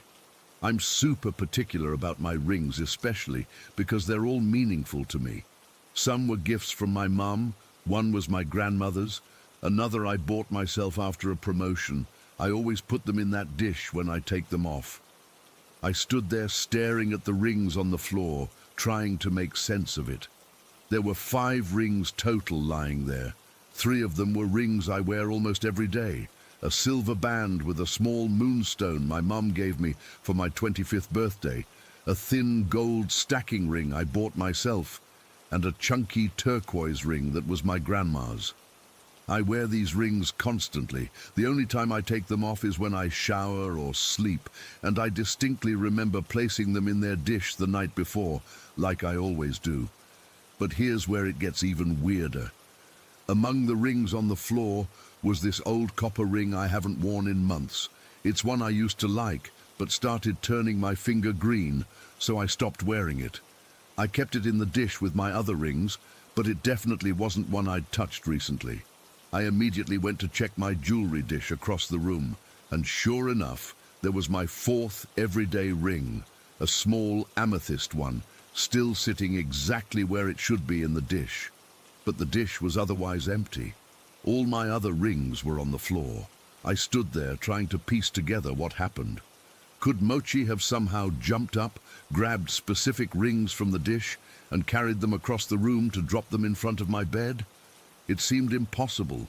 The shelf is too high for him to jump to. The dish is set back away from the edge, and cats don't typically carry multiple small objects in their mouth. Plus, why would he leave one specific ring behind? I tried to think if I could have moved the rings myself. Maybe I took them off somewhere else. But I know my routine. I'm almost obsessive about putting my jewelry away properly. It was something my mom always stressed. Take care of nice things and they'll last forever, she always said. The placement just made 0 sense. The rings were about 8 feet away from where they should have been, scattered in a pattern on the floor that looked almost deliberate, like someone had taken them and arranged them there. I live alone. My doors were locked. My windows were closed. There was no way someone had come into my house. I picked up the rings, my hands shaking a little. They were cold to the touch, colder than they should have been. I put them back in their dish and tried to rationalize what happened. Maybe I'd been sleepwalking. I've never done that before, but grief does weird things to people, right? But then why would I leave one ring behind? And why would I hear the sound of them dropping while I was awake in bed? I couldn't go back to sleep after that. I made coffee and sat in my kitchen, trying to come up with logical explanations. I even called my friend Ella around 7, and she suggested maybe it was a small earthquake that somehow shook the rings off, but nothing else. But that doesn't explain how they traveled across the room, or why only certain rings moved. Throughout the day, I kept thinking about my mum. The moonstone ring was the last gift she gave me before she died. She always believed in signs from the universe, that loved ones could communicate from beyond somehow. I never really bought into that stuff, but sitting there staring at my rings, I couldn't help wondering if this was some kind of message. The thing is, if it was a message, what was it saying? Why those specific rings? Why leave the amethyst one behind? The amethyst was a gift from an ex-boyfriend, so maybe there was meaning there. Or maybe the copper ring was significant since I hadn't worn it in so long. I spent hours going down this rabbit hole, trying to find patterns or meaning. Then I'd snap out of it and tell myself I was being ridiculous, that there had to be a logical explanation. Maybe the dish had been closer to the edge than I remembered, and Mochi had knocked it partially off, causing some rings to fall while one stayed behind. Then maybe he batted them across the floor while I was sleeping. But that doesn't explain the timing, hearing the sound right before Mochi came into the room, or why they landed in that weird semicircle pattern. That night I was so freaked out, I actually set up my phone to record my room while I slept. I positioned it on my dresser, where it would capture both my jewelry dish and the area in front of my bed. I even took a photo of exactly how my rings were arranged in the dish before going to bed. I slept terribly, waking up every hour or so to check if anything had moved. Nothing did. The recording showed absolutely nothing unusual, just me tossing and turning and Mochi walking in and out a couple times. It's been 2 days now, and nothing else weird has happened. My rings have stayed exactly where I put them, but I can't stop thinking about it. I've gone through every possible explanation I can think of, and nothing makes sense. Part of me wonders if this is just my grief manifesting in weird ways. Maybe I'm so desperate for some connection to my mum that my mind is playing tricks on me. Or maybe I did move the rings in some half-asleep state and just don't remember. But I know what I heard, I know what I saw, and I can't shake the feeling that something truly unexplainable happened in my bedroom that morning. Has anyone else experienced something like this? Am I going crazy? I've never believed in ghosts or anything supernatural, but this experience has me questioning everything. Sometimes I think maybe it was my mom, trying to tell me something. Other times I think I need to see a therapist, because grief is making me lose touch with reality. Either way, I'm sleeping with my lights on for the foreseeable future, and I've moved my jewelry dish to my nightstand where I can see it. Story 12. I still can't believe it's been almost 15 years since that night at Beth's house, but I remember every single detail like it happened yesterday. Some experiences just burn themselves into your memory, you know? I've never told the full story online before, but after lurking in this community for months, I think it's time I shared what happened to me. I was 13 at the time, and Beth was my best friend at school.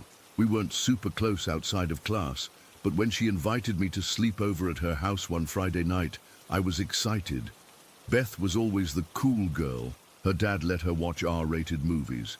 She knew about bands none of us had heard of, and there were rumors she'd already had her first kiss. Her house was this big old Victorian-style place in a neighborhood that was way nicer than mine, with a massive front yard and a detached garage.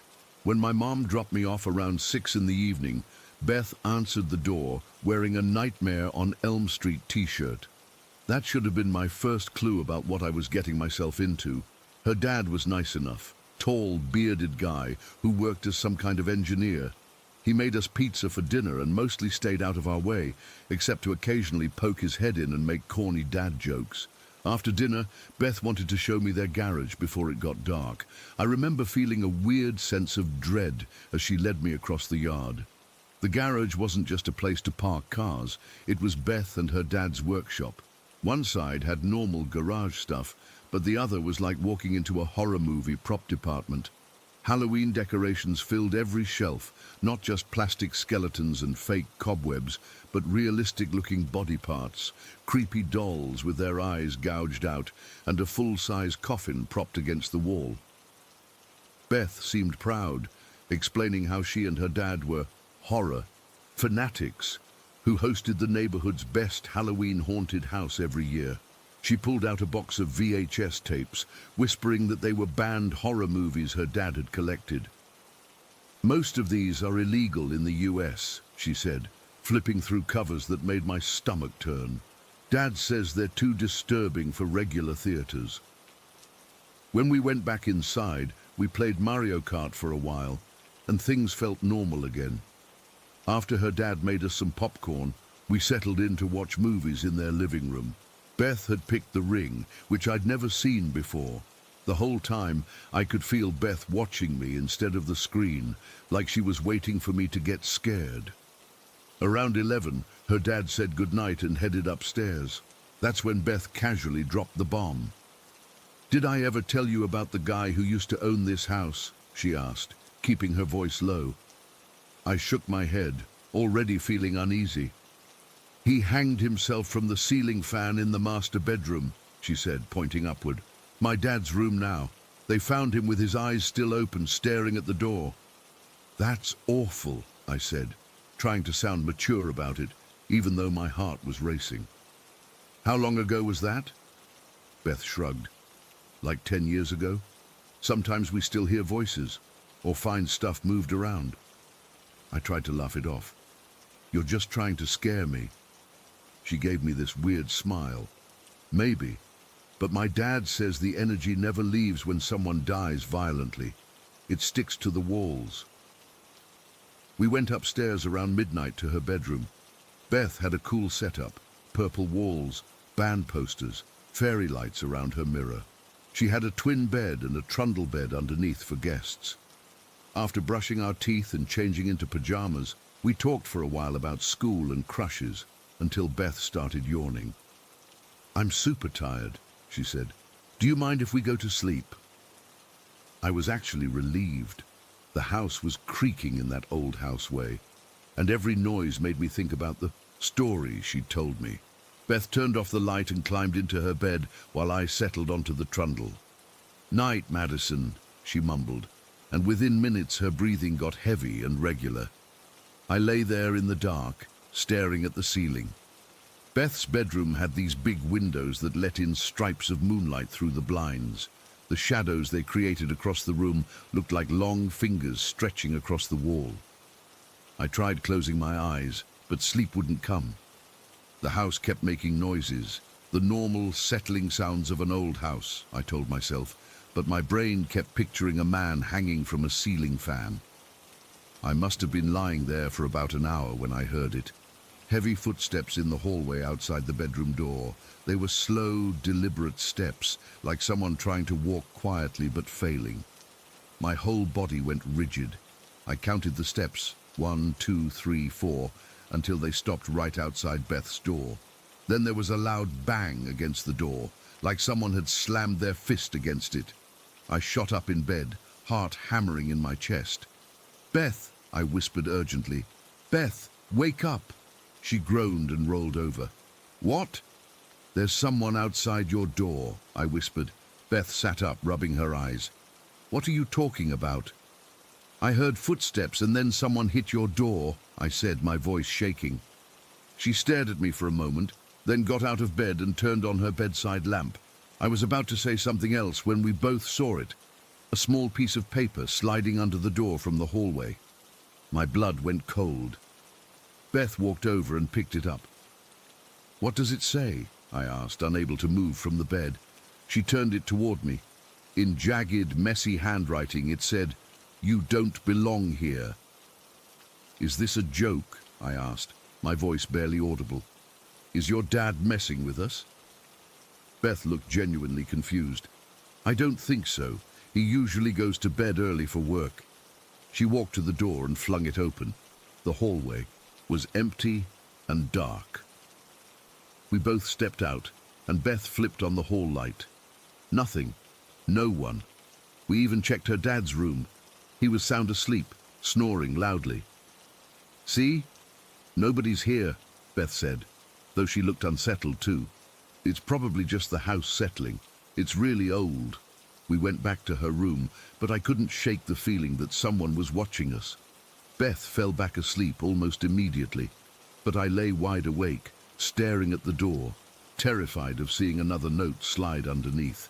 About 30 minutes later, the footsteps started again. This time they were slower, heavier, like someone dragging something.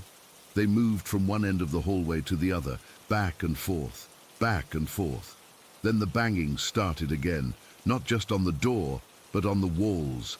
Bang, bang, bang. Rhythmic, like knocking, but forceful enough to make the pictures on Beth's wall vibrate slightly. I pulled the covers up to my chin, too terrified to wake Beth again. What if she thought I was being a baby? The banging and footsteps continued for what felt like forever, probably over an hour, sometimes fading away, then coming back louder than before. I must have eventually dozed off from sheer exhaustion, because the next thing I remember is jerking awake to complete silence.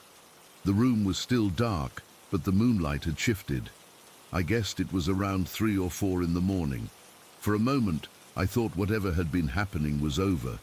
That's when I felt it, a warm breath on my right ear. I was lying on my side, facing the wall, with my back to the room. There was barely any space between the trundle bed and the wall, maybe 6 inches at most. No one could possibly be there, but I felt it, warm, moist breath right against my ear, and then a voice, deep, male, and terrifyingly clear, whispered directly into my ear, "Get out!" I screamed.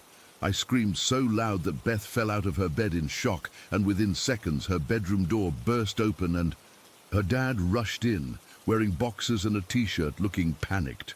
I was hysterical, sobbing so hard I could barely breathe, trying to tell them what happened while scrambling to get as far from that wall as possible. Beth's dad turned on all the lights and checked behind the trundle bed, but of course there was nothing there, just a solid wall. Someone was there, I kept insisting through my tears. Someone told me to get out, right in my ear. Beth looked scared now too, glancing at her dad with wide eyes. "Dad, what's going on?" Her dad sat down on Beth's bed and ran his hands through his hair. He looked guilty, which confused me even more. "I think I need to come clean," he finally said. "Beth and we sometimes play pranks on her friends when they sleep over. It's just for fun."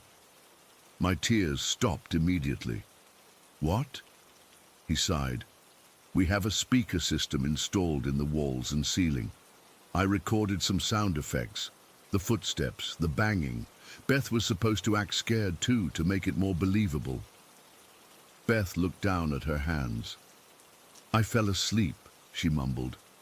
"I was supposed to stay awake and pretend to hear it too."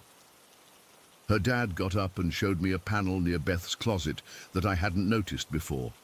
He opened it to reveal a small control board with switches. "See? It's all harmless fun. The note was Beth's job. She was supposed to slip it under the door when you were both in the hallway." I stared at them both, a cold feeling washing over me. "What about the voice? The one that told me to get out?" Her dad frowned.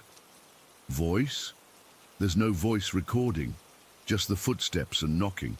"But I heard it," I insisted. "Someone whispered right in my ear. I felt their breath." Beth and her dad exchanged looks. "The speakers are in the ceiling and by the window," her dad said slowly. "Not in the walls, and they definitely can't produce the sensation of breath." I called my mom at 4:30 in the morning. I didn't care how mad she'd be. I needed to go home immediately. While waiting for her to arrive, I sat in their kitchen as far from Beth and her dad as possible. They both kept apologizing, saying the prank went too far, but all I could think about was that voice and the warm breath on my ear. My mum was furious, of course, not at me, but at Beth's dad for scaring a 13-year-old girl half to death as a joke. I never went back to Beth's house after that night. We drifted apart at school, and by high school we barely spoke. Years later, I ran into Beth's dad at a grocery store. He recognized me instantly and looked uncomfortable. After some awkward small talk, he brought up that night. "I still feel terrible about that sleepover," he said. "We took the prank too far." I just nodded, ready to walk away, when he added, "But you know, I never understood what you heard that night. Those speakers couldn't have produced a voice right next to your ear like that." I felt a chill run down my spine. What about the story Beth told me, about the previous owner hanging himself? His face went pale. "She told you that? That wasn't part of the prank." He hesitated. "There was a suicide in the house before we bought it, but we never told Beth the details. She must have overheard us talking about it once." I stood there in the cereal aisle, frozen, as he awkwardly excused himself. To this day, I don't know what happened in that house. Was it all an elaborate prank that went wrong? Or did something else whisper in my ear that night? All I know is that 15 years later, I still can't sleep with my back to an open room. And I never, ever sleep with my ear against a wall. Story 13. I never believed in anything supernatural until we moved into that house. It's been 3 years, and I still have nightmares about what happened there. Writing this makes my hands shake, but I need to share this somewhere, even anonymously. My wife, Elena, had been living in this old 2-bedroom house for about a year before I moved in after our wedding. It was built in 1901 in what used to be a small mining town in Pennsylvania. The rent was cheap, and Elena loved the character of the place. The wooden floors, the high ceilings, the little alcoves. She never mentioned anything strange happening while she lived there alone. The first month after I moved in was completely normal. Elena, our 4-year-old daughter Lily, from Elena's previous relationship, and I were settling into our routine as a new family. I worked from home as a graphic designer while Elena worked at the local elementary school. Everything was fine until that first night in early October. I was downstairs working late on a project deadline, completely lost in my work. It must have been around 2 in the morning when Elena came rushing down the stairs, her face white as a sheet. "Marcus, why did you do that?" she demanded, her voice shaking. "Do what?" I asked, confused. "Stand over me while I was sleeping. You scared the hell out of me." I explained I hadn't been upstairs for hours. She insisted someone had been standing over her bed watching her. She said she woke up and saw what she thought was my silhouette, just standing there, leaning slightly forward. When she called my name, the figure stepped back into the shadows of the hallway. We checked the entire house, but everything was locked up tight. No signs of a break-in. I convinced her it was just a dream, and honestly, I believed that myself. People have weird dreams all the time, right? A week later, I was in our bedroom folding laundry when I saw someone peek around the doorframe from the hallway. Just a quick movement, the dark outline of a head. I thought Elena was playing around. "I can see you, you know," I called out, smiling. No response. "Elena?" I walked to the door and looked down the hallway. Empty. Then I heard the water running in the bathroom, and Elena humming as she brushed her teeth. My stomach dropped. I stood there frozen, trying to rationalize what I'd just seen. Maybe it was Lily, but she was too short to peek around the doorframe like that.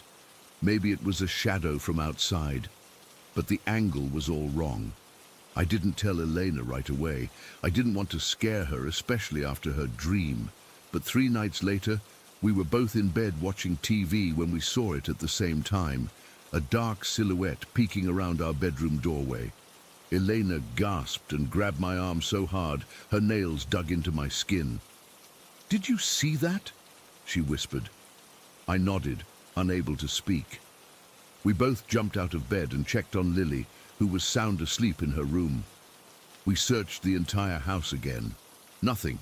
That was when Elena told me she'd always had a bit of sensitivity to supernatural things. Her grandmother was the same way. She said she'd felt something off about the house from the beginning, but had ignored it because nothing concrete had happened. Until now. Things escalated quickly after that night. We'd hear footsteps when we were all in the same room. Doors would close by themselves. The TV would turn on in the middle of the night. Once, a framed family photo flew off the wall when no one was near it. I kept trying to find logical explanations. Old houses settle. The wiring was probably faulty.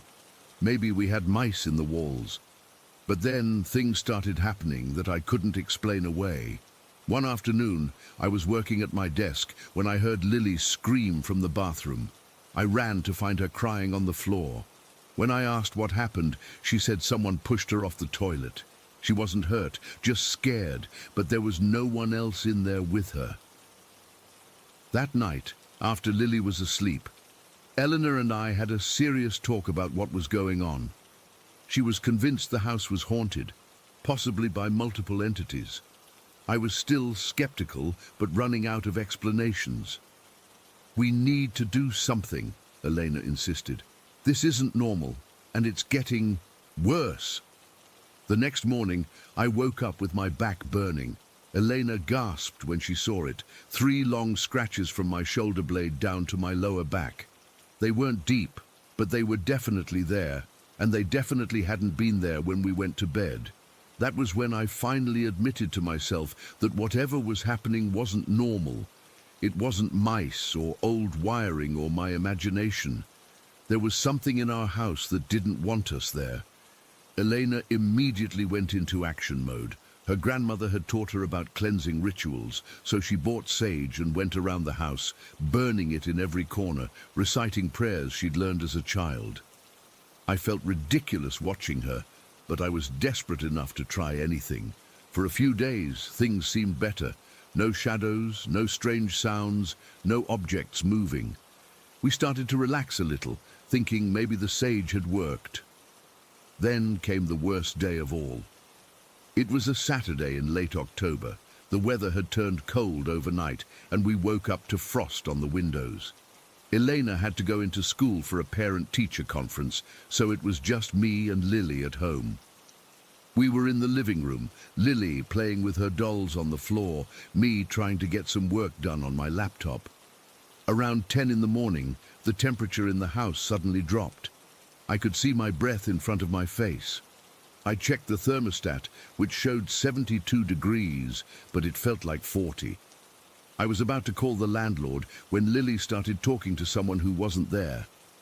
"No, that's my dolly," she said firmly, looking up at an empty corner of the room. "Lily, who are you talking to?" I asked, trying to keep my voice steady. "The shadow man," she said, as if it was the most normal thing in the world. "He wants to play, but I told him these are my toys."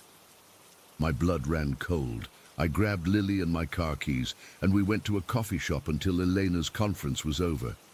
I didn't tell Elena about it right away. I didn't want to scare her more than she already was. But when we got home that afternoon, things got even worse. As soon as we walked in, we could feel something was different. The air felt heavy, oppressive. Lily immediately started crying and said she didn't want to go inside. Elena took her to her mom's house while I stayed behind to pack some overnight bags. That's when it all went to hell. I was in our bedroom grabbing some clothes when I heard footsteps in the hallway. Heavy footsteps, like a man wearing boots. They stopped right outside the bedroom door. I froze, staring at the doorway, waiting for someone to appear. Instead, the door slowly started to close on its own. I lunged for it, trying to keep it open, but it was like pushing against a strong wind. It closed with a firm click, and the lock turned by itself. I tried the handle, but it wouldn't budge. I started pounding on the door, yelling for help, even though I knew no one was there. The room got colder and colder until I could see my breath again. Then I felt it, a presence behind me. I couldn't bring myself to turn around. Every instinct in my body was screaming at me to get out of that room. The light bulb in the ceiling fixture burst, sending glass raining down. In the sudden darkness, I felt something brush against my back, like fingers trailing across my skin. That's when I lost it. I threw myself against the door with everything I had, over and over, until the frame finally splintered and I tumbled out into the hallway. I didn't stop to grab anything. I ran straight out of the house to my car and drove to Elena's mom's place. When I got there, I was shaking so badly I could barely speak. Elena took one look at me and knew something terrible had happened. That night, we decided we weren't going back to that house. Elena called her grandmother, who came over the next day. She was in her 80s, but insisted on going to the house with us. She brought holy water and a Bible. I thought it was ridiculous, but I was beyond caring at that point. The moment we walked in, her grandmother stopped in the entryway, her face grave. "There's more than one," she said quietly, "and they're old, very old." She walked through the house, sprinkling holy water and praying in Spanish. When she got to our bedroom, she refused to go in. She said there was something dark in there, something that had never been human. We moved out that day, left most of our furniture behind. Elena's grandmother helped us find a new place, and she performed a blessing on us before we moved in to make sure nothing followed us. It's been 3 years, and we've never experienced anything like that again. But sometimes I still wake up in the middle of the night, feeling like there's someone standing over me, watching. And when I check on Lily while she's sleeping, sometimes she's talking in her sleep to someone she calls the Shadow Man. I've never been able to explain what happened in that house. I've researched the history of the area, trying to find some explanation. All I know is that the land was once part of a mining operation. There were accidents, deaths. The house itself had been built by one of the mine owners. Whatever was in that house, it wasn't at rest. And sometimes I wonder if it's still there, waiting for the next family to move in. Story 14. I still get chills thinking about that house. Even after almost 30 years, I can't shake what happened there. My parents thought they were getting a steal, a foreclosed 2-story Victorian for dirt cheap, in what looked like a decent neighborhood. Dad was so proud when he signed those papers. Mom kept talking about how we could finally have our own rooms after years of cramped apartment living. My sisters were excited too. Sophia was 16 and desperate for privacy, and Emma was only 8 and thought the big house looked like a castle from her storybooks. None of us knew what we were walking into. It was early summer of 1992 when we moved in. Dad had taken time off from his construction job, and Mom had quit her waitressing gig since we were moving to a new town. The previous owners had left in a hurry, foreclosure or something, so the place needed work. My Uncle Carl came over the weekend before we officially moved in to help Dad patch some holes and paint. I remember the phone call that night. I was 13, sitting in our old apartment surrounded by boxes, while Mom was directing where everything should go for the movers. Dad had been at the house all day with Uncle Carl. When the phone rang, Mom answered it, and her face changed. "What do you mean, pentagrams?" she said, lowering her voice and glancing at Emma, who was sorting through her stuffed animals. I pretended not to listen, but I heard everything. Uncle Carl had found weird symbols spray-painted in the basement, pentagrams, upside-down crosses, that kind of stuff, beer cans and cigarette butts everywhere. Dad got on the phone and assured Mom it was probably just stupid teenagers using the empty house to party and trying to be edgy. He'd paint over everything before we moved in, but that was just the beginning. The first night in that house, I couldn't sleep. Not because of the new surroundings. I was used to that from all our moves. There was something heavy about the air, like the oxygen was thicker, harder to breathe. Around 3 in the morning, I heard the pipes start to bang, loud metallic thuds that seemed to follow a pattern. starting upstairs, then moving downstairs, like footsteps. I figured it was just old plumbing, but it sounded like someone was walking through the house, hitting the pipes as they went. The next morning at breakfast, Mom mentioned the pipes. "Did anyone else hear that racket last night? We need to get a plumber out here." Dad nodded, mouth full of toast. "Old houses make noise. We'll get used to it." Emma was quiet, pushing her cereal around with her spoon. It was her first day at the new school, and she seemed nervous. Sophia was already applying makeup, rushing to catch the high school bus and make a good impression. When Emma came home that afternoon, she was crying. Mom dropped the laundry basket and rushed to her. "What's wrong, baby? Did something happen at school?" Between sobs, Emma managed to get it out. "The kids said a girl died in my room. They said she hung herself in our attic, and that's why nobody wants to live in our house." Mom hugged her tight. "That's nonsense. Those kids were just being mean because you're new." But I saw Dad's face. He exchanged a look with Mom that said maybe they should have asked more questions about why the house was so cheap. That night, Sophia came into my room without knocking. Her face was pale. "Michael, come look at this." I followed her to her bedroom, which connected to the small attic space that Emma had claimed as her princess tower. Sophia pointed to the windowsill. I was cleaning the windows and found this. Carved into the wooden sill were the initials AL, with a date from 1976. "So someone carved their initials. Big deal," I said, trying to sound braver than I felt. "The kids at school told me a girl named Amelia Lancaster killed herself here in the 70s. She was 16. I shrugged it off, but that night I couldn't sleep again. The pipe banging started right on schedule, around 3 a.m.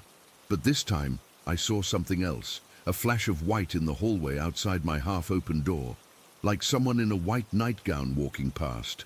I assumed it was Emma having trouble sleeping, so I got up to check on her. But when I reached the hallway, no one was there.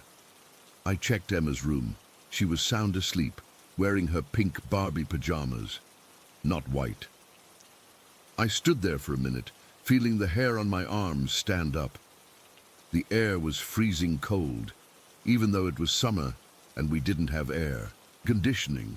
I told myself I was being stupid and went back to bed, but as I was drifting off, I felt the mattress sink down, like someone was climbing in beside me.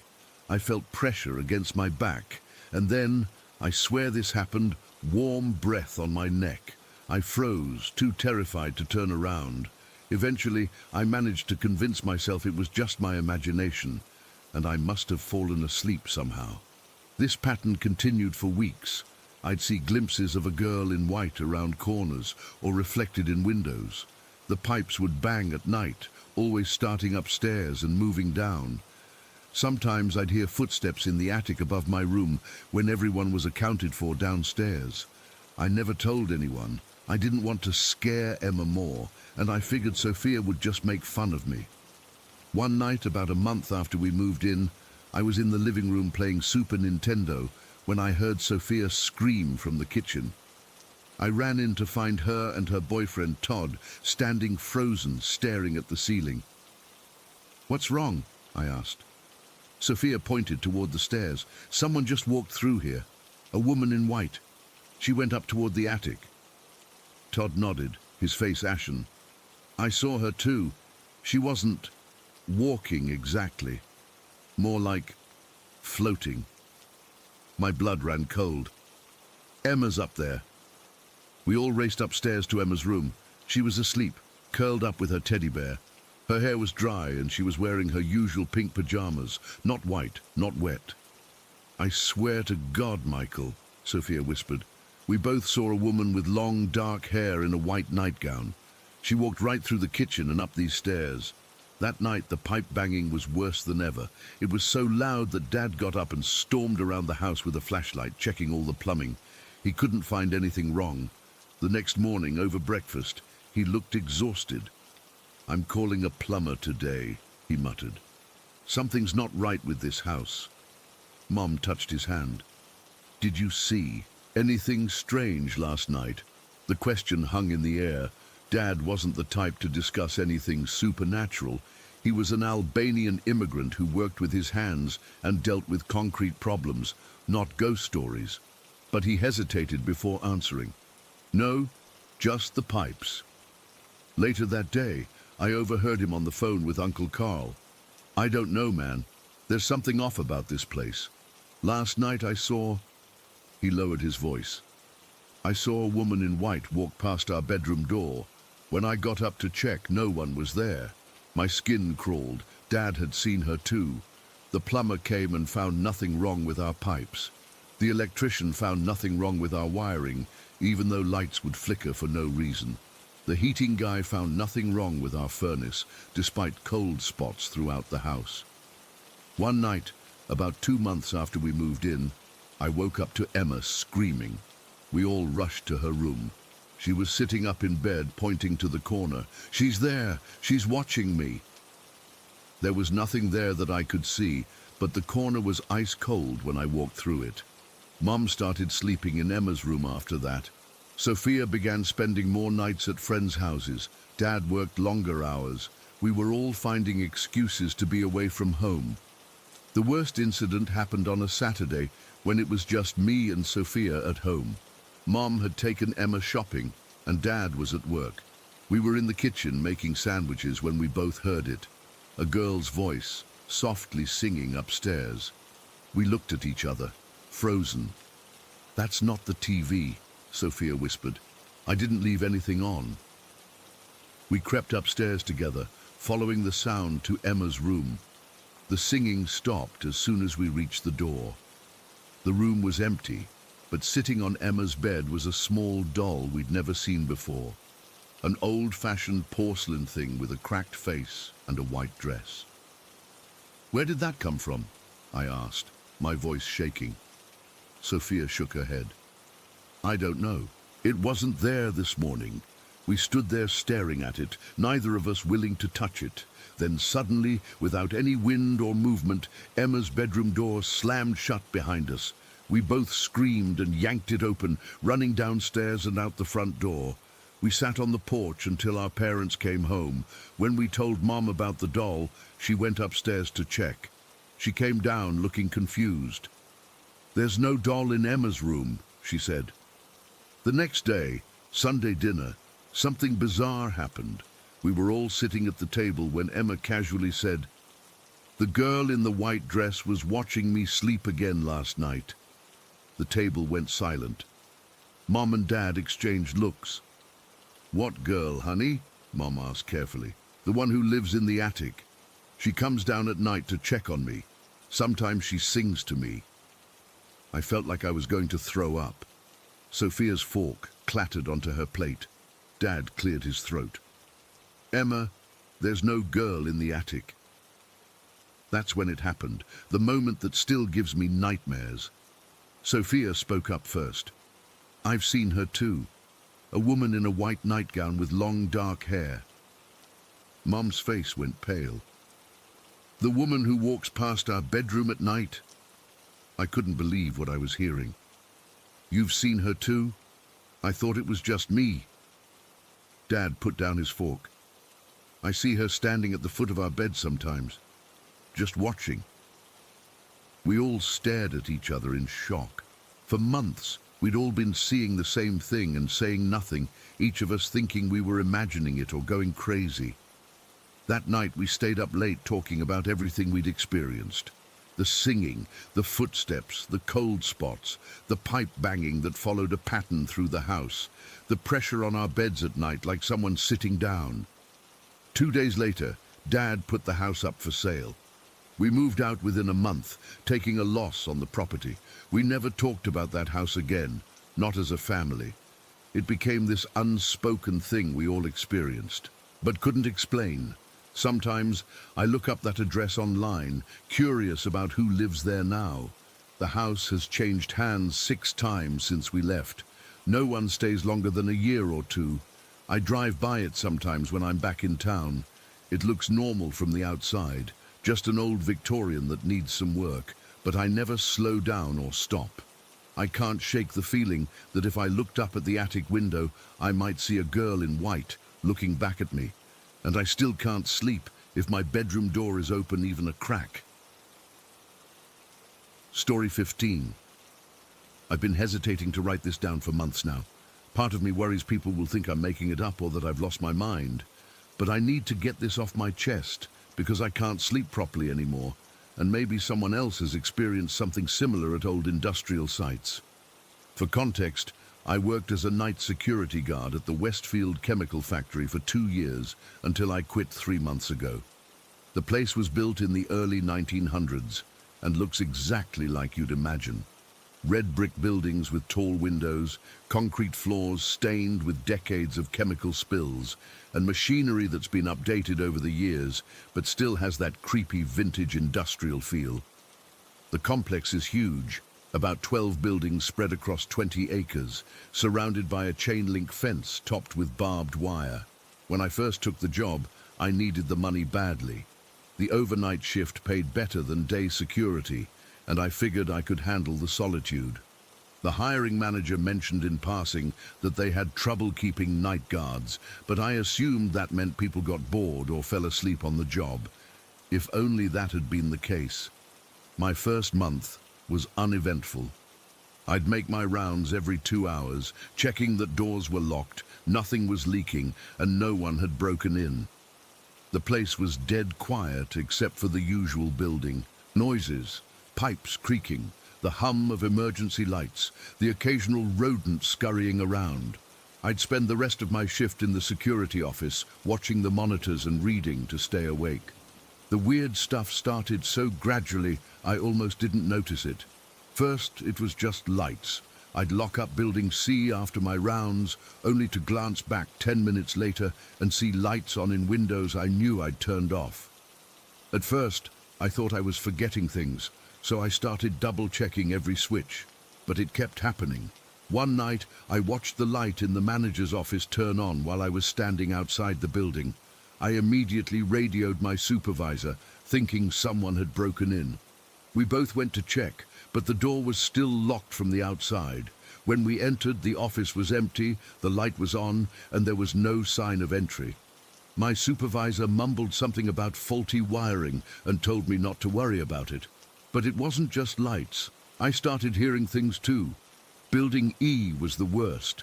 A flat, one-story structure with a long central hallway and offices on both sides. It had been the administrative center back in the 1950s, but was now used mostly for storage and the occasional meeting. Every time I walked down that hallway, the hair on the back of my neck would stand up. I felt like someone was watching me from behind every closed door.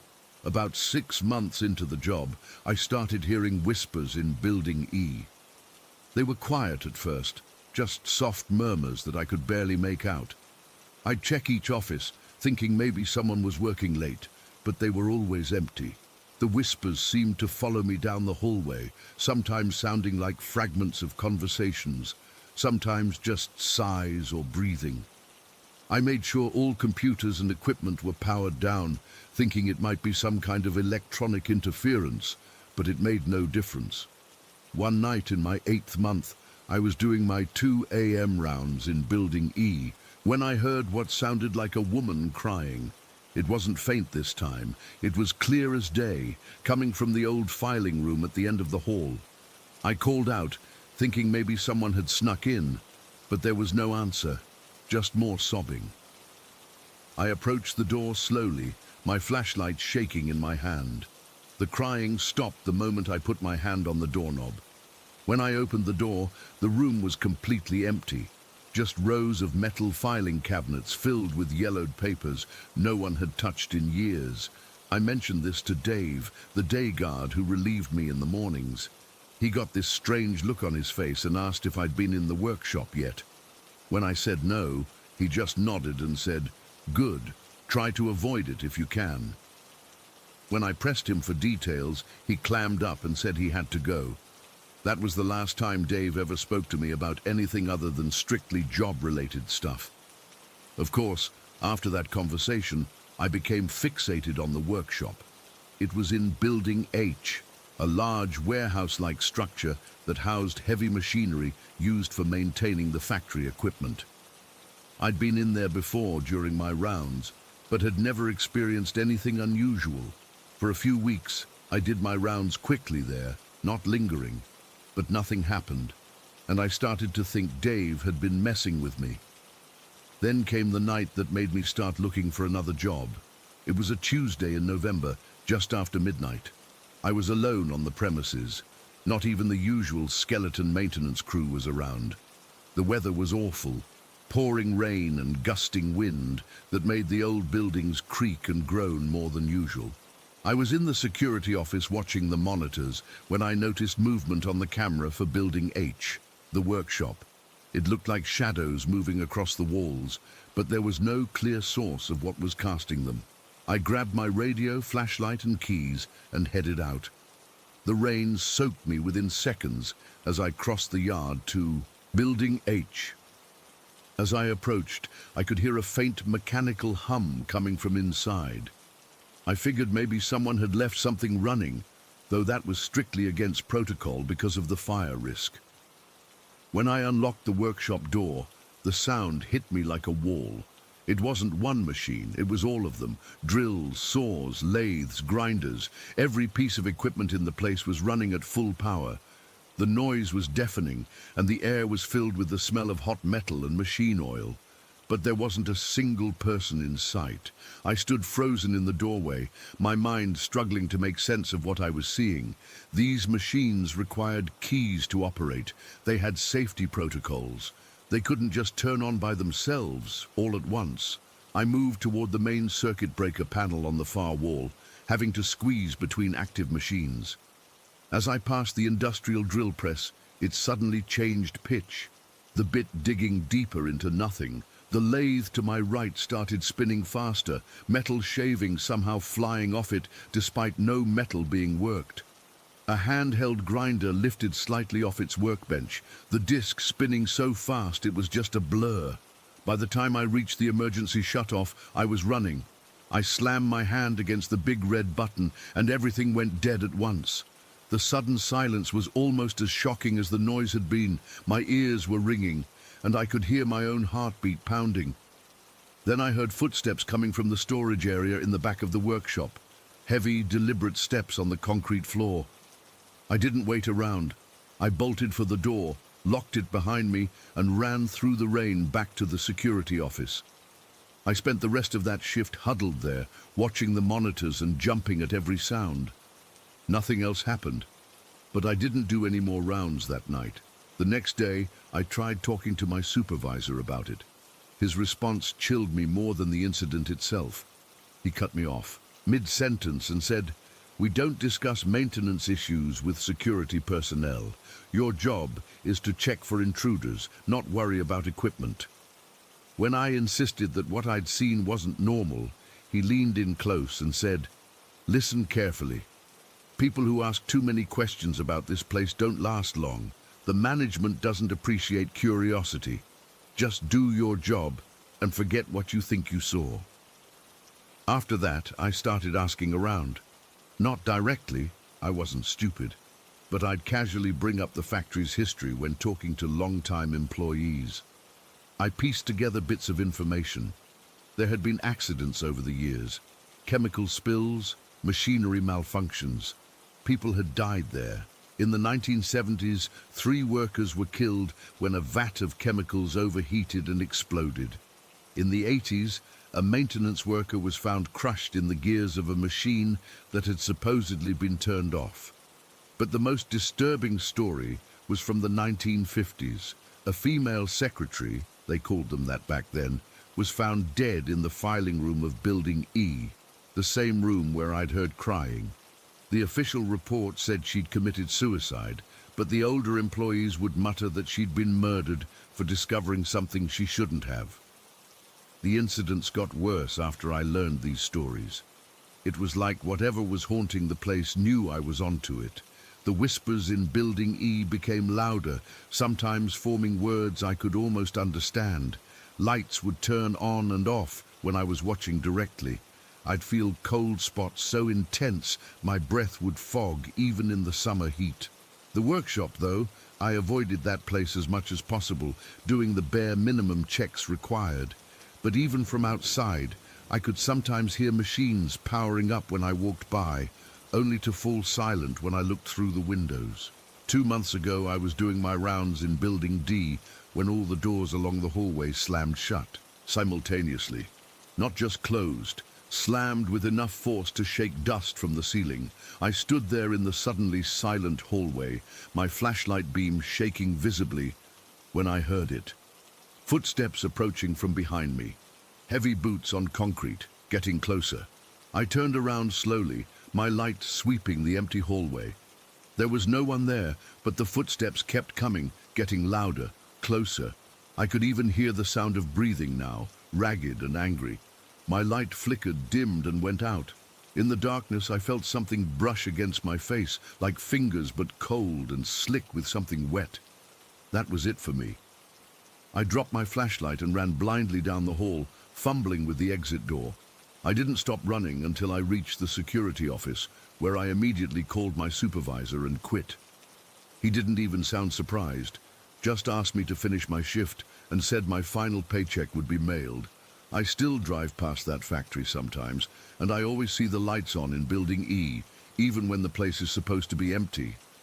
I don't know if what I experienced was ghosts or something else entirely, but I know it was real, and I know that whatever secrets that old chemical factory is hiding, they're ones that management wants to keep buried, along with who knows how many other things that should have stayed in the past. Story 16. I still have trouble sleeping at night, even though it's been years since we left that place. I guess some experiences just follow you no matter how far you run. I need to get this off my chest, even if nobody believes me. I wouldn't believe it either if I hadn't lived through it. Back in 2006, my husband Rob and I thought we'd found our dream home. We'd been looking to upgrade for our 2 teenage sons who were growing like weeds, and this property in suburban Indiana seemed perfect. Tons of space, a beautiful pool, and enough land that the boys could finally have the privacy teenagers crave. The price was suspiciously low for what we were getting, but we didn't question our good fortune. The real estate agent seemed eager to close the deal quickly, rushing us through parts of the property tour and glossing over certain areas, particularly around the pool house and woods. But we were too excited about the bargain to notice these red flags. On our final walkthrough before signing the papers, Rob was chatting with a contractor about some minor repairs when the guy casually mentioned, "Oh, you know this is the Baumeister place, right?" Rob had no idea what he meant until the contractor explained that our soon-to-be home, Fox Hollow Farms, had once belonged to Herb Baumeister, a serial killer who had murdered numerous gay men throughout the 90s and buried their remains on the property. Apparently, when police were closing in, Baumeister fled to Ontario and killed himself, leaving behind a brief suicide note that never acknowledged his crimes. I'll never forget Rob's face when he told me. We sat in our car in the driveway, debating whether to back out of the deal, but in the end, we convinced ourselves that the house itself wasn't evil, that what happened there was in the past, and that the incredible deal we were getting outweighed the property's dark history. Besides, we'd already sold our old house. Where would we go? For the first few weeks after moving in, everything was normal. The boys loved the space, Rob enjoyed working on the yard, and I was busy making the house our own. I remember thinking how silly our concerns had been. Then one afternoon in late October, I was vacuuming near the indoor pool when the vacuum suddenly shut off. I figured I'd just pulled the cord too far, so I plugged it back in and continued cleaning. A few minutes later it happened again. This time, I made sure to keep an eye on the cord. The third time, I watched in disbelief as the plug was yanked from the socket right before my eyes. Not just fell out, it was pulled with enough force that I could see the cord move. There was no one else in the room. I told Rob about it that night, and he suggested it might be a power surge or faulty wiring. I wanted to believe him, but I couldn't shake the feeling that something wasn't right. I started avoiding the pool area after that. Around this time, one of Rob's employees, Joe, was going through a rough patch. He'd broken up with his girlfriend and needed a place to stay, so Rob offered him the basement apartment in our house.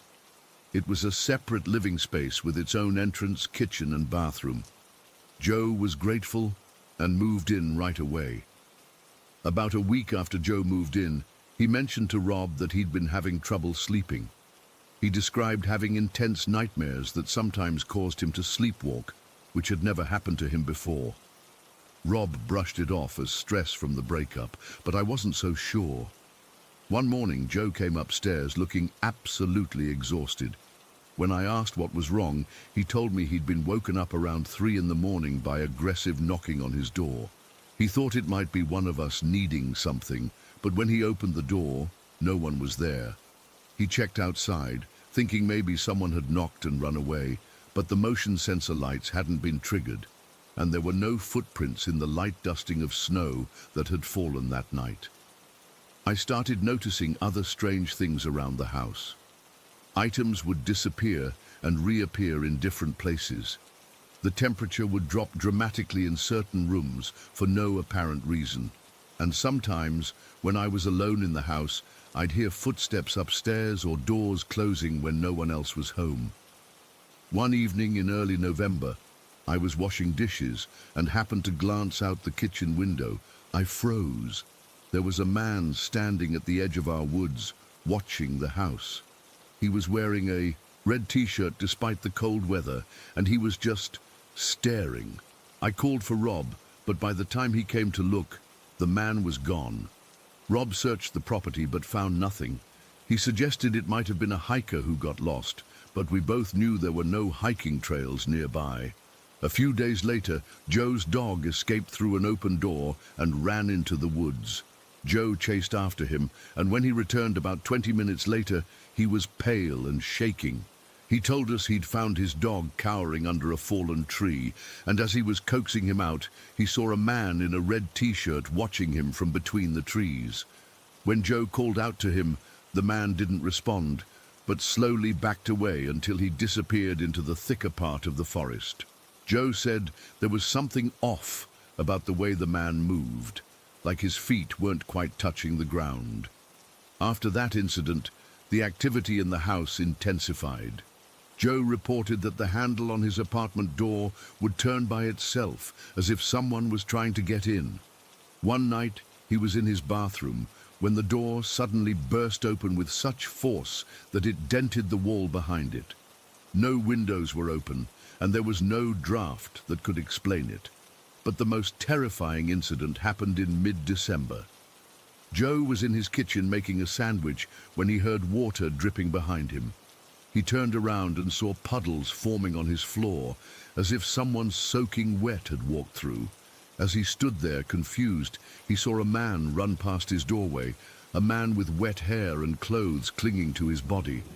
Joe ran after him, but there was no one there, and no wet footprints beyond his kitchen. This was too much for Joe. He came upstairs that night and showed us something on his phone. He explained that after the wet figure incident, he'd set his phone to record while asking out loud if someone was there with him in his apartment. When he played back the recording, we all heard it. After Joe's question, "Who's in my kitchen?" there was a distinct whisper that said, "The married one."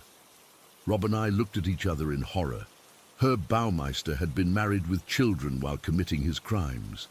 That night, after Joe went back downstairs, Rob and I finally had the conversation we'd been avoiding. We researched more about Baumeister and discovered that many of his victims had been drowned in the indoor pool before being buried on the property. The man in the red t-shirt matched the description of one of his known victims. And most disturbing of all, Baumeister was known to have worn a wedding ring during his attacks. Even though he targeted single men, he was the married one. I couldn't sleep that night. Around 2 in the morning, I got up to get some water and saw a light on in the pool house. Thinking one of the boys might be up, I went to check. The pool area was empty, but the water was rippling as if someone had just been swimming. As I stood there, frozen in fear, I heard what sounded like wet footsteps behind me. I turned around and saw nothing, but the wet footprints continued across the floor, leading away from me. I ran back to our bedroom and woke Rob. We spent the rest of the night with the lights on, trying to convince ourselves there was a rational explanation. But deep down, we knew.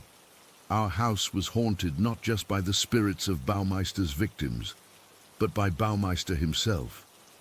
The next morning, Joe announced he was moving out. He couldn't spend another night in the apartment. I wanted to leave too, but Rob insisted we couldn't just abandon our home.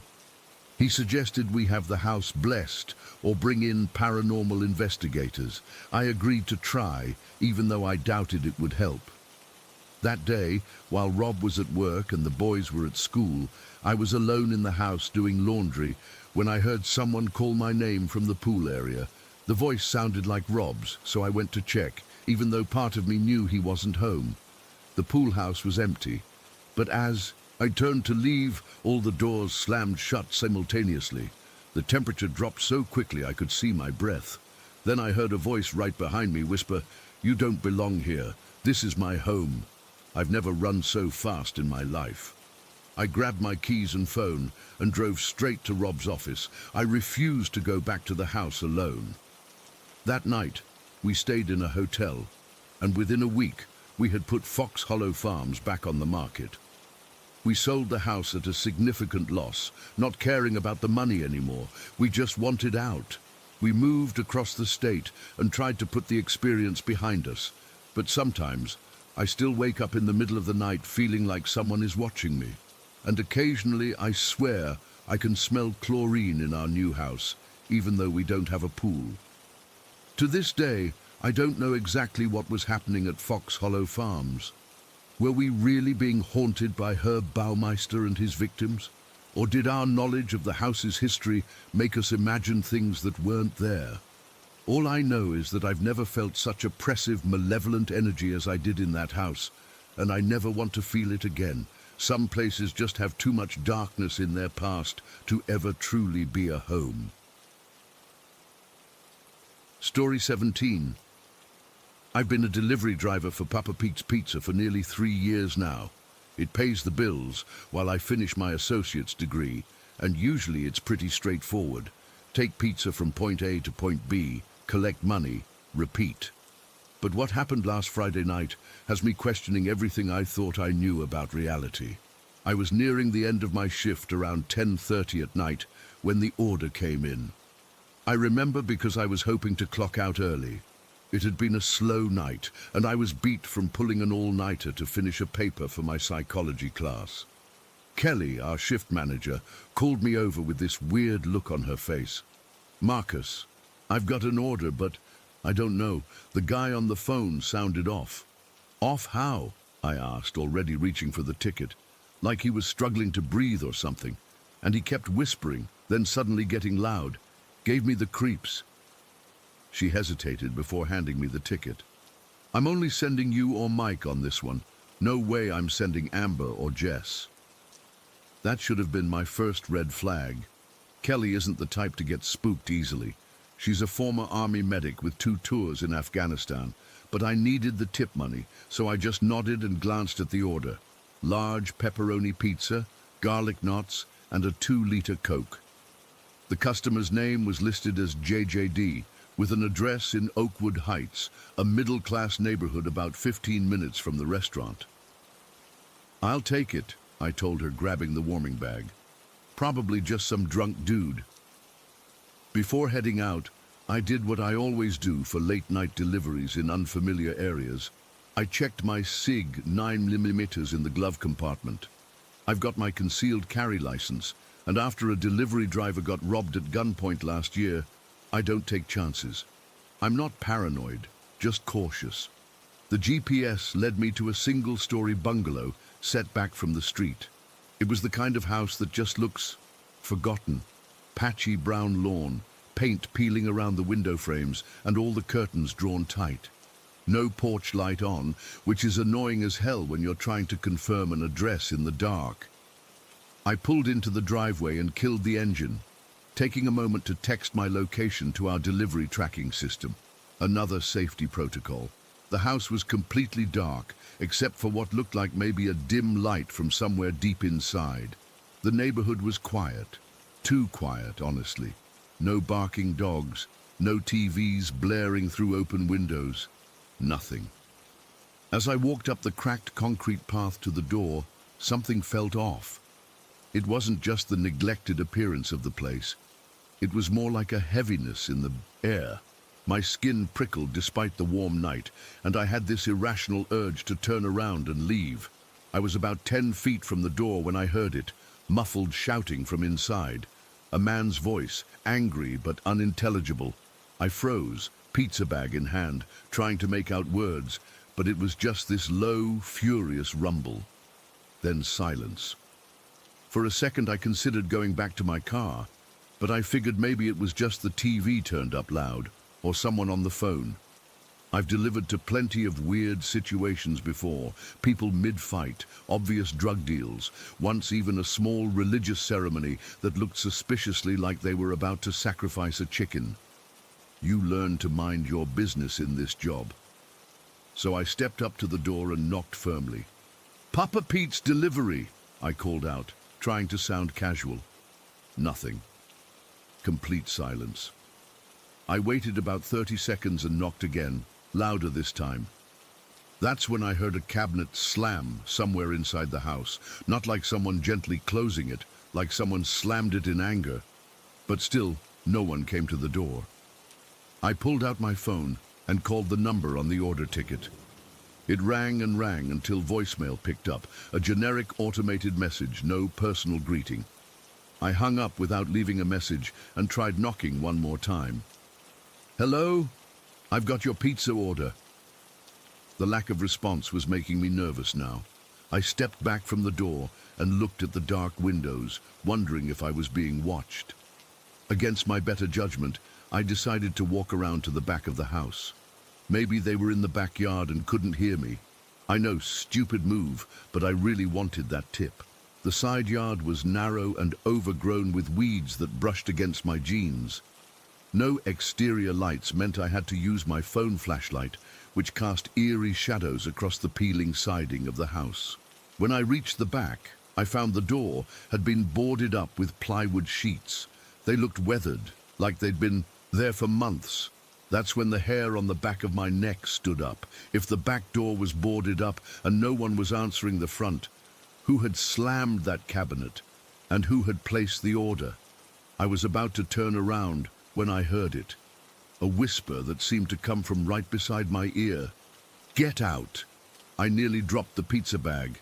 I spun around, flashlight beam cutting wildly through the darkness, but there was no one there. Just overgrown grass and a rusted-out grill. "Hello?" I called, my voice embarrassingly shaky. "Is someone there?" Silence again. But now I was done. Pizza or no pizza, tip or no tip, I wasn't sticking around. I hurried back around to the front yard, practically jogging by the time I reached my car. I threw the pizza bag onto the passenger seat and was fumbling with my keys when a voice called out, "Excuse me, are you trying to deliver something to that house?" I nearly jumped out of my skin. A middle-aged woman was standing at the edge of the driveway, walking a small terrier. She had her phone in her hand, flashlight on, pointed at the ground. "Jesus, you scared me," I said, trying to slow my heartbeat. "Yeah, I had a delivery for this address. Someone named JJD ordered a pizza, but no one's answering." The woman's face changed. It's hard to describe, but it was like watching someone process something impossible.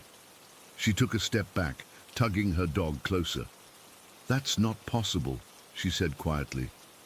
"No one lives there." "What do you mean?" "Someone placed an order from this address less than an hour ago." She shook her head. "That house has been empty for almost 7 months now. It's in probate." She glanced nervously at the dark windows. "There was an incident there. A man killed his wife and then himself. It was in all the local papers." A cold feeling spread through my chest. What was the man's name?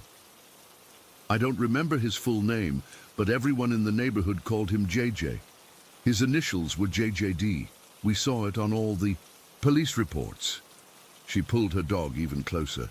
They found his wife in the kitchen. She'd been dead for days before he finally... She made a gun shape with her fingers and pointed at her temple. I must have gone pale because the woman stepped toward me, concerned. "Are you all right? You look like you've seen a ghost." I held up the order ticket, showing her the name. JJD. These are the initials on the order. The woman swayed slightly on her feet. For a second, I thought she might faint. That's not possible," she repeated, her voice barely audible. "The utilities are shut off. There's no phone service to that house." We both turned to look at the dark bungalow. As we watched, I swear I saw a shadow move past one of the front windows. "I need to go," the woman said suddenly, already backing away. "You should too. Now." I didn't need to be told twice. I jumped in my car, locked the doors, and started the engine. As I was backing out, my headlights swept across the front of the house, and for a split second I thought I saw a face in the window, pale, gaunt, with dark hollows where the eyes should be. I broke every speed limit getting back to Papa Pete's. My hands were shaking so bad I could barely put the car in park. When I walked in, Kelly took one look at me and knew something was wrong. "What happened?" she asked, pulling me aside. "You look like hell." I told her everything. The empty house, the woman walking her dog, the story about JJD and his wife. By the time I finished, Kelly was leaning against the counter, her face almost as pale as mine. "Show me the ticket," she said. I reached for it, then realized I'd left it in the car. When I went back out to get it, it wasn't on the passenger seat where I'd tossed it. It wasn't anywhere in the car. I searched every inch, under the seats, in the door pockets, even in the pizza bag. Nothing. The next day I asked Kelly to pull up the order in the system. She tried, but there was no record of it. No order from that address, no customer named JJD. According to the system, I hadn't even been assigned a delivery during that time period. But I know what I experienced. I know what I heard in that house. And I can't stop thinking about why someone or something would place that order. Was JJD trying to lure someone to the house? Was he looking for a new victim?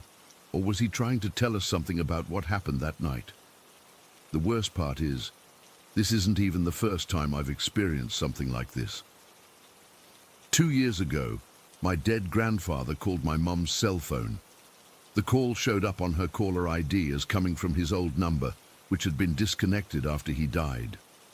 When she answered, there was just static and what sounded like distant underwater talking. She hung up after a few seconds, completely freaked out. So I know spirits or whatever can somehow use technology to reach out from wherever they are. But this was different. This was deliberate. Someone placed that order knowing a delivery person would come. They knew exactly what they were doing. I've been Googling the address, trying to find news stories about what happened there. I found one article that mentioned the case briefly, just that a John Joseph Dawson, JJD, had killed his wife during a domestic dispute before taking his own life. The article said neighbors reported hearing screaming the night of the murder, but no one called the police until days later when they noticed the couple's mail piling up. I keep thinking about that cabinet I heard slamming in the kitchen. The woman said, that's where they found the wife's body. I can't help but wonder if what I heard was some kind of replay of what happened that night. JJD in a rage, slamming cabinets, his wife trying to escape. I've tried to convince myself it was all some elaborate prank, but that doesn't explain the missing order in our system or the ticket that vanished from my car. And it doesn't explain the whisper I heard in that backyard, that get out, that seemed to come from nowhere and everywhere at once. I quit Papa Pete's yesterday, told them I needed to focus on school, which isn't entirely a lie. But the real reason is, I can't stop thinking about what might have happened if I'd somehow gotten inside that house. If the door had suddenly opened and I'd stepped inside with that pizza. I drive a different route to school now. It adds 15 minutes to my commute, but it means I don't have to pass by Oakwood Heights. I don't want to see that house again. I don't want to know if there's still someone or something waiting there for their delivery. Story 18. I've been debating whether to post this for weeks. Every time I sit down to type it out, I get this weird feeling in my stomach. But I need to get this off my chest, and maybe someone here has experienced something similar.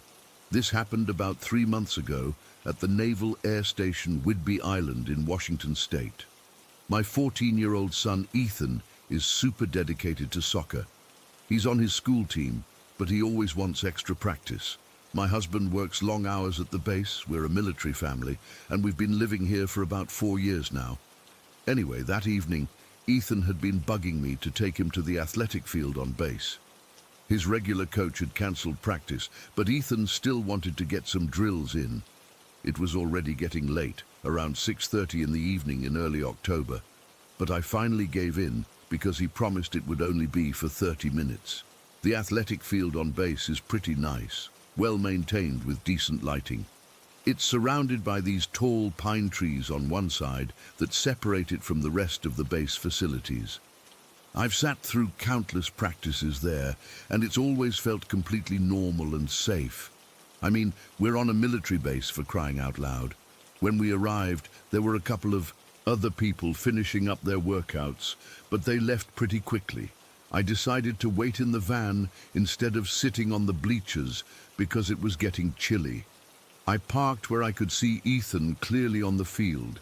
He was doing his usual routine, some dribbling drills, practicing free kicks, that kind of thing. I was scrolling through my phone, half watching him, half catching up on some emails. About 20 minutes into his practice, my phone pinged with a text from Ethan. This struck me as odd immediately because I could see him on the field. Why would he text when he could just walk over? I opened the message and felt a chill run through me instantly. All it said was, something repeated back what I said.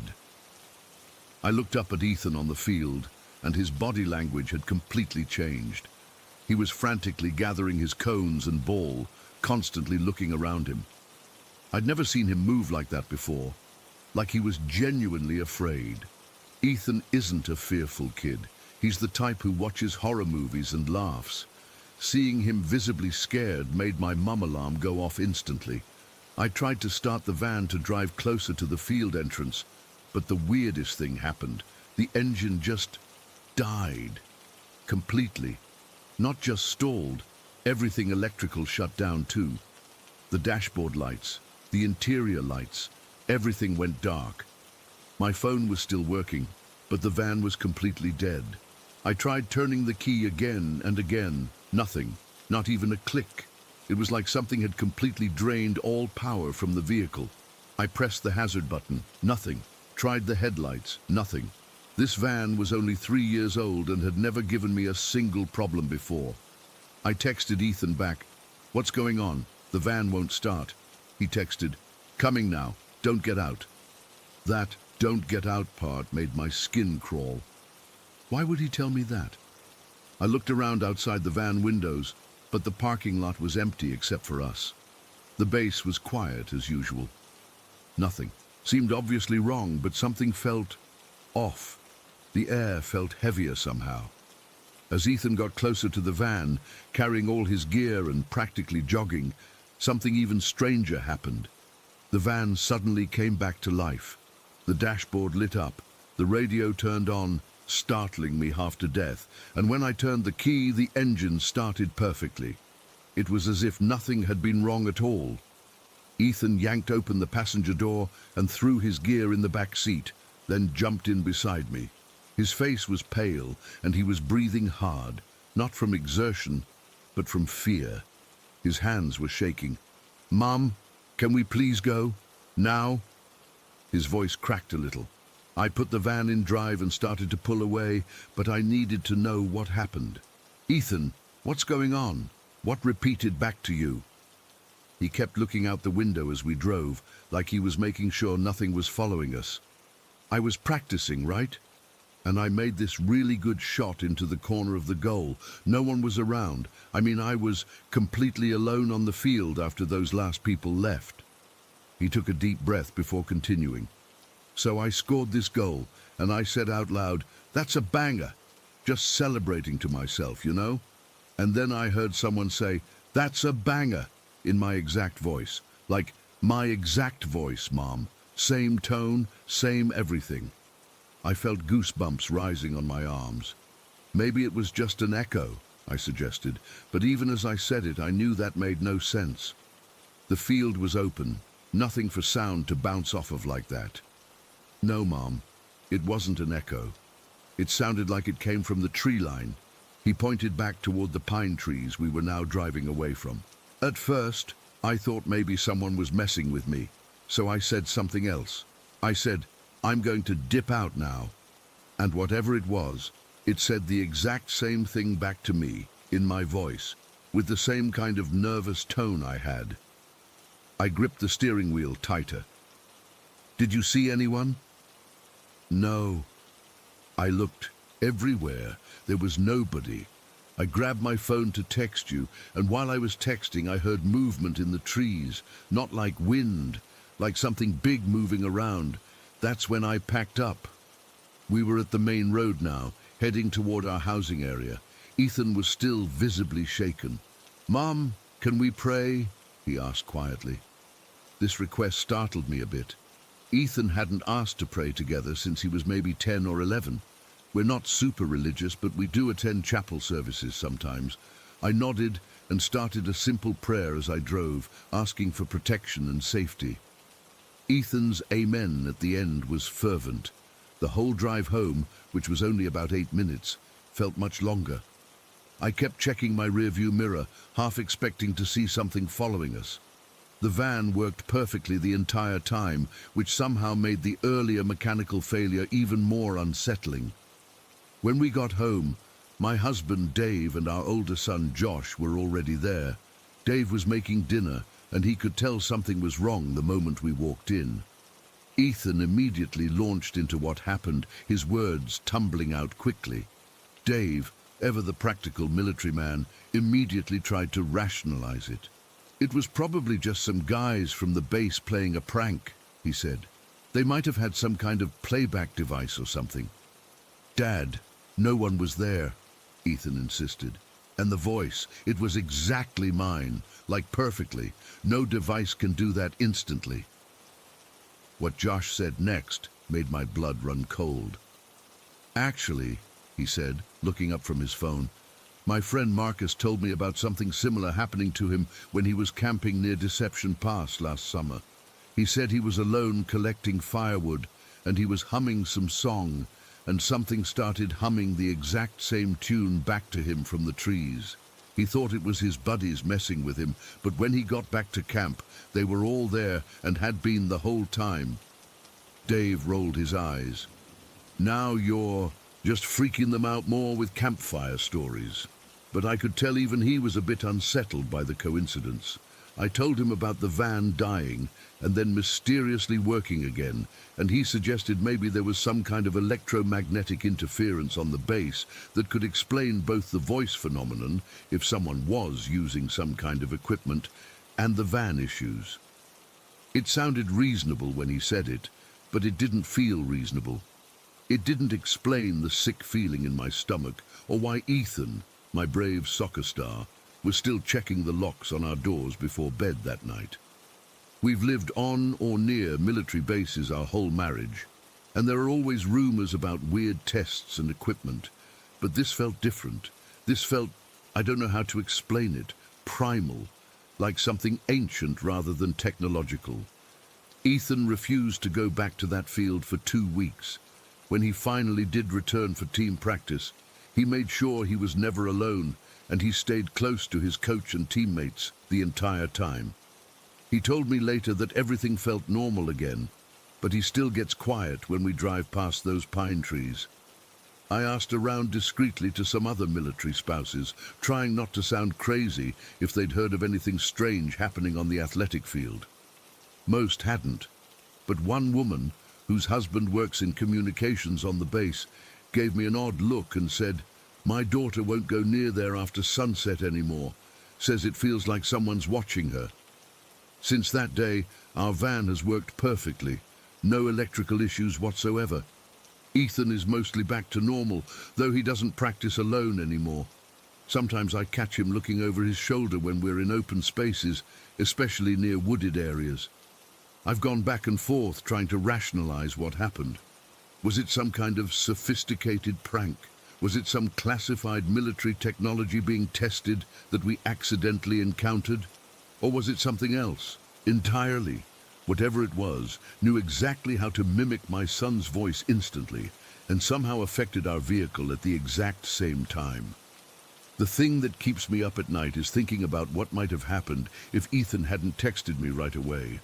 What if he had investigated the voice? What if he had gone toward those trees instead of away from them?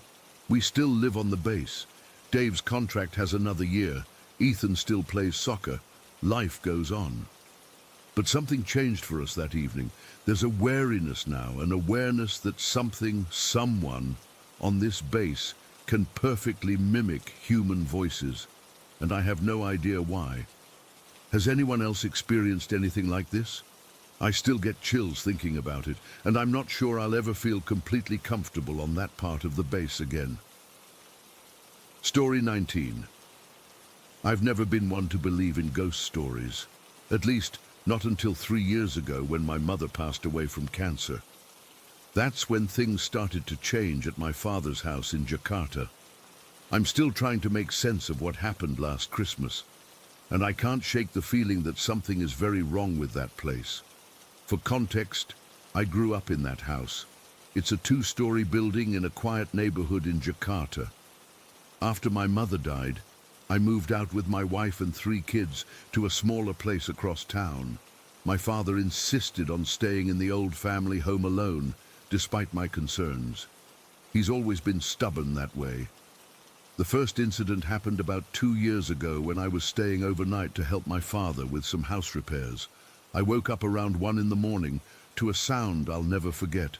Wooden chairs being dragged violently across the floor upstairs. It wasn't just a gentle scraping noise. It was aggressive, angry even, like someone was throwing furniture around in a fit of rage. My first thought was that my father had fallen, so I jumped out of bed and rushed upstairs. But when I got there, everything was perfectly in place. The chairs were neatly tucked under the dining table, and my father was sound asleep in his bedroom. I checked every room, thinking maybe an animal had somehow gotten in, but found nothing. I convinced myself it was just the old house settling, or maybe a neighbor moving furniture, though that made no sense at 1 in the morning. I went back to bed, but I couldn't sleep. Something about that sound felt intentional, malevolent. The next night it happened again, same time, same violent dragging sound. This time I was already awake, staring at the ceiling, half expecting it. The sound lasted for about 30 seconds before stopping abruptly. Again I checked, and again nothing was out of place. But this time I felt something else, a heaviness in the air, a sense that I was being watched. The hair on my arms stood up, and I had this overwhelming urge to grab my father and leave the house immediately. When I mentioned it to him the next morning, he brushed it off. "Old houses make noises," he said, not looking up from his newspaper. "Your mother used to complain about the same thing." That was the first time he'd mentioned my mother so casually since she died, and somehow that made it worse. After those incidents, I started making excuses not to stay overnight at the house. I'd visit during the day, bring food, help with chores, but always leave before dark. My father noticed but never said anything. I think part of him knew something wasn't right either, but he's not the type to admit it. Last Christmas, we decided to have the family gathering at his house. It's tradition, and I didn't want to upset him by suggesting we change venues. My wife, our 3 kids, my brother and his family, we all squeezed into the old house for the holiday. I was nervous about it, but I figured with so many people around, whatever was there would keep quiet. I was wrong. My second daughter, Nayla, has always been different. When she was between 2 and 5 years old, she used to tell us about friends no one else could see. She would have conversations with empty corners of rooms and wave at nothing. My wife and I assumed it was just an imaginary friend phase, and eventually she stopped mentioning them. By the time she turned 6, it seemed like whatever sensitivity she had was gone. Nayla is 9 now, and she's usually the bravest of my kids. She's the one who catches spiders to release them outside, who walks into dark rooms without hesitation, who loves horror movies despite her mother's disapproval. She's always been fearless, which is why what happened that night was so disturbing. The sleeping arrangements for Christmas Eve were tight. My father insisted that all the grandkids sleep in his room. He has a large bedroom with space for mattresses on the floor. So my 2 daughters, my son, and my brother's 2 kids all bedded down in there with my father. The adults took the guest rooms and living room. I was uneasy about this arrangement, but didn't want to seem paranoid in front of everyone. My wife squeezed my hand as we said goodnight to the kids, sensing my anxiety. "It's just one night," she whispered. "Everything will be fine." I dozed off around midnight, exhausted from the day's festivities. But at exactly 1 in the morning, I checked my phone when it happened. I woke to the sound of rapid footsteps in the hallway and my daughter's voice, high-pitched and panicked. "Daddy! Daddy!" I bolted upright. Nayla was standing in the doorway of our temporary bedroom, her face pale, body trembling. I'd never seen her like this before, not when she fell and broke her arm last year, not during the massive thunderstorm that knocked out power for 3 days. She was terrified in a way I hadn't thought possible for my brave little girl. "Nayla, what's wrong?" I asked, getting up and kneeling in front of her. My wife stirred behind me. Nayla was breathing so fast I worried she might hyperventilate. Her pajamas were damp with sweat, and her eyes kept darting back toward the hallway as if expecting something to follow her. "There's something in Grandpa's room," she whispered. "Something bad." I looked over her shoulder. The hallway was dark, but nothing seemed out of place. "A bad dream," I suggested, though I already knew it wasn't. Not with the history of this house. She shook her head violently. It was sitting on Grandpa's rack, by the window. My father keeps an old clothes rack in his room, near the window that overlooks the backyard. It's been there for as long as I can remember. "What was it, sweetheart?" my wife asked, now fully awake and kneeling beside me. Nayla swallowed hard. It was small, like cardboard-sized, and it didn't have a head. A chill ran through me. "No head?" "No," she said, her voice barely audible. "Just a body, small, sitting there. I watched it for a long time because I thought it was just clothes or something, but then..." She stopped, fresh tears welling up. "Then what, Nayla?" I prompted, already dreading the answer. "Then it grew a face," she said. "Right where there was nothing before. It just appeared. And it looked at me." My wife pulled Nayla into a hug, murmuring reassurances. But over our daughter's shoulder, she gave me a look I recognized. Concern, not dismissal. My wife has always been skeptical about my feelings regarding the house, but she knows our daughter doesn't make things up, especially not like this. "Is everyone else still asleep?" I asked. Nayla nodded against my wife's shoulder. "Even Grandpa." I tried to wake up Lena, but she wouldn't wake up. No one would wake up except me. That detail made my skin crawl. 5 people in that room, and only Nayla woke up to see this thing. I stood up. "I'm going to check on them." "Don't go," Nayla pleaded, grabbing my hand. "It might still be there." "I have to make sure everyone's okay," I told her, trying to sound more confident than I felt. "Stay with Mom." I walked down the hallway toward my father's room, fighting every instinct that told me to turn around. The house was silent except for the soft hum of the air conditioner and my own heartbeat pounding in my ears. The door to my father's room was half open, just as we'd left it earlier, so the kids wouldn't feel closed in. I pushed it open slowly, wincing at the slight creak of the hinges. The room was dimly lit by a small nightlight in the corner, my father's concession to having the grandkids sleep over. Everyone was there, sprawled across the mattresses on the floor, my father in his bed, all sleeping peacefully, too peacefully maybe. I had to watch carefully to make sure they were breathing. My eyes were drawn to the clothes rack by the window. Nothing was there except my father's jacket and a few shirts. The window was closed, curtains partially drawn. Everything looked normal, but it didn't feel normal. The air in the room felt thick, heavy, like walking through water.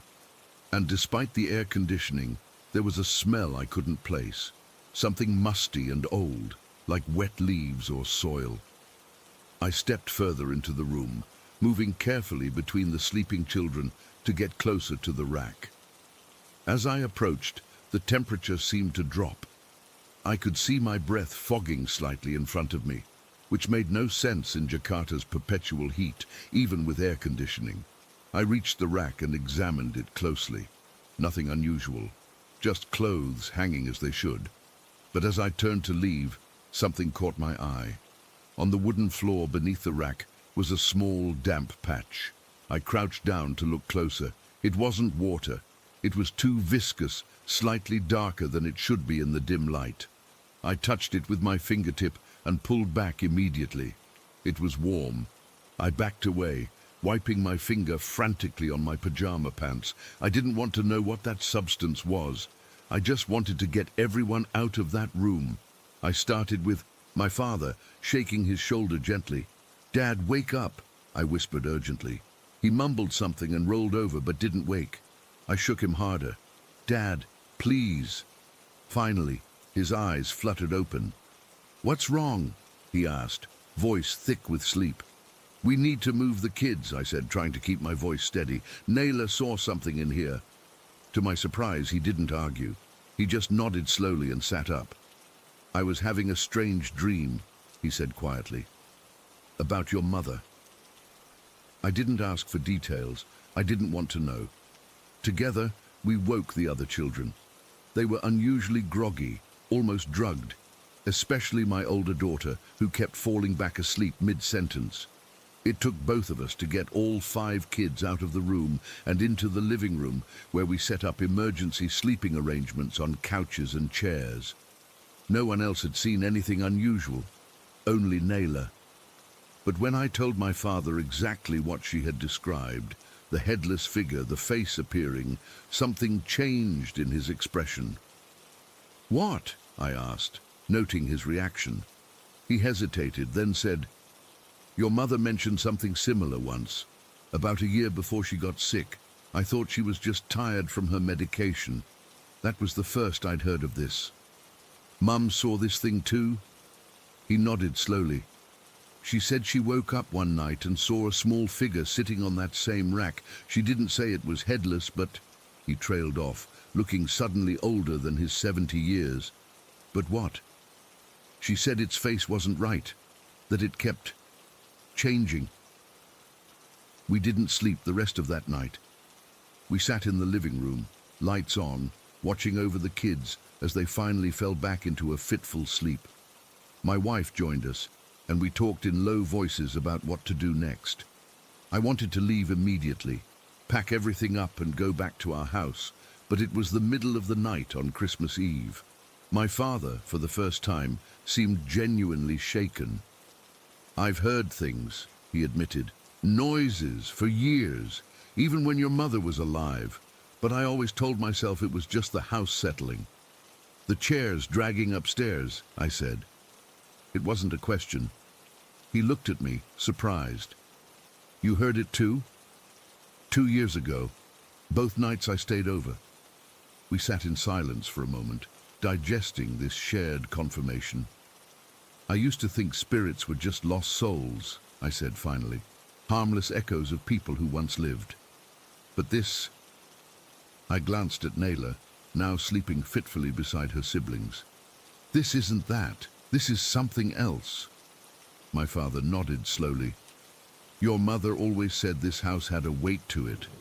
I thought she meant memories. I've read enough about paranormal phenomena to know that benign spirits typically maintain a human appearance. They might look transparent or slightly off, but they look like people. Things that appear distorted, grotesque, or wrong, like what Naylor described, are something else entirely, something darker. When morning finally came, we went through the motions of Christmas celebrations, opening presents, eating the meal we'd prepared. But there was a pall over everything.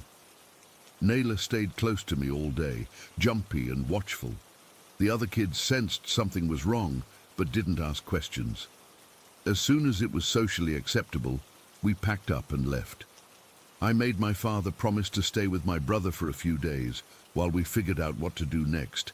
He agreed without argument, which told me more than anything how scared he actually was. It's been 3 months since that night. My father hasn't moved back to the house yet. He says he's having renovations done, but I know that's just an excuse. Whatever is in that house, it's been there for years, possibly decades, growing stronger, more confident. I've been researching, trying to find out if anyone died in that house before we moved in, if there's any history that might explain what's happening. So far, I've found nothing concrete. But I know what I experienced, what my daughter saw, what my father finally admitted to hearing. I'm writing this all down partly to organize my thoughts, partly to warn others. If you ever experience something similar, unexplained noises, a sense of being watched, unusual cold spots, don't ignore it like we did. Don't rationalize it away, because these things don't go away on their own. They get stronger, they get bolder, and eventually they stop hiding. What scares me most isn't what happened that night. It's what might have happened if Naylor hadn't woken up when she did, if she hadn't seen it, if we'd all slept through the night in that house, unaware of what was sitting there, watching us, waiting. Sometimes I catch Naylor staring at empty corners of our house, and I wonder if she brought something back with her from my father's place. Something that's still watching us, still waiting for its moment. I don't know what to do next. I just know I'm never setting foot in that house again, and neither is my family. Some doors, once opened, can never be fully closed. Story 20. I still wake up sweating some nights, even though it's been almost a decade. It's never left me.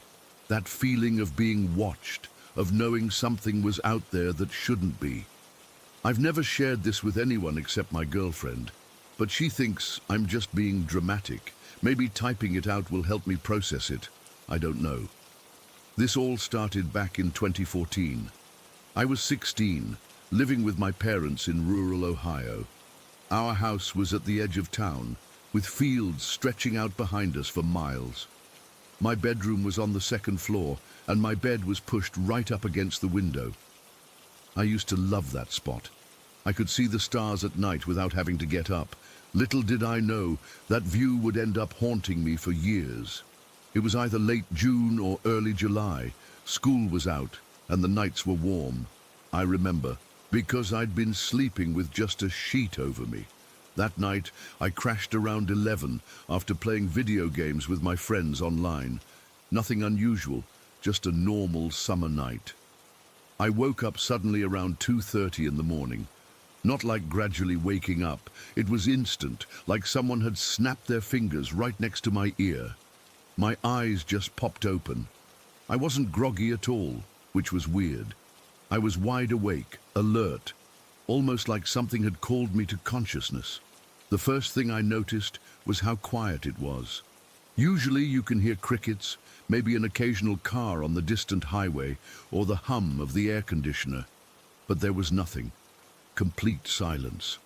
It felt like the whole world was holding its breath. I turned to look out my window, and that's when I saw it.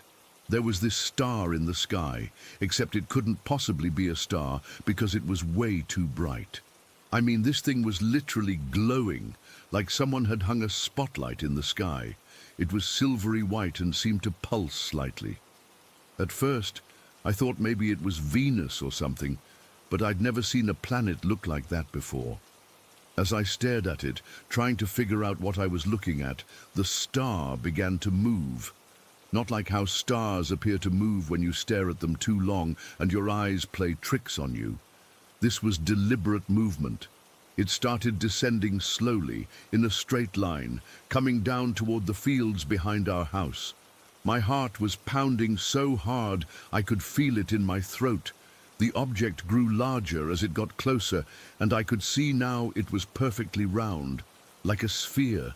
The light it gave off was strange too, not harsh like a spotlight, but somehow soft, despite being intensely bright. It illuminated the fields below it with this weird bluish-silver glow. I should have been screaming for my parents or grabbing my phone to record it, but I couldn't move. It was like I was frozen in place, just watching this thing come down. Part of me was terrified, but another part was, I don't know, mesmerized, like I was supposed to watch this. The object continued its descent until it was maybe a couple 100 feet above the ground. It hovered there for a moment, completely silent, the glow illuminating the surrounding trees and field. Then it moved horizontally, slowly drifting toward the tree line at the edge of our property, about half a mile from the house. I remember pressing my face against the glass, trying to keep it in view. My breath was fogging up the window, and I kept wiping it away with my sleeve. The sphere eventually disappeared behind the trees. The moment it did, I suddenly could move again. It was like whatever spell had been holding me broke. I almost fell out of bed trying to get a better angle to see where it had gone. The field was now dark again, but there was this faint glow coming from behind the trees, like the object was still there, just hidden from view. I sat there, heart racing, unsure what to do. Should I wake up my parents? Would they even believe me? Should I go outside and try to see it better?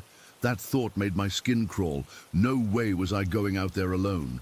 For what felt like forever, but was probably only a few minutes, nothing happened. Just that faint glow behind the tree line. Then suddenly, the glow intensified, and the sphere rose up from behind the trees. It ascended much faster than it had come down, shooting upward at an impossible speed. Within seconds, it was just a bright dot in the sky. And then it was gone. Completely gone. The crickets started chirping again. A car passed on the distant highway. The world resumed as if nothing had happened. I sat there until sunrise, unable to sleep, unable to process what I'd seen. I kept telling myself it was a helicopter, or a drone, or some weird weather phenomenon. But I knew it wasn't any of those things. The way it moved, the complete silence, the perfect spherical shape. It wasn't anything I could explain. The next morning I was a zombie. My mom asked if I was feeling sick because I looked so pale. I just told her I hadn't slept well. I wanted to tell her, to ask her if she'd seen anything, but I couldn't get the words out. It felt too personal somehow, like whatever had happened was between me and that thing.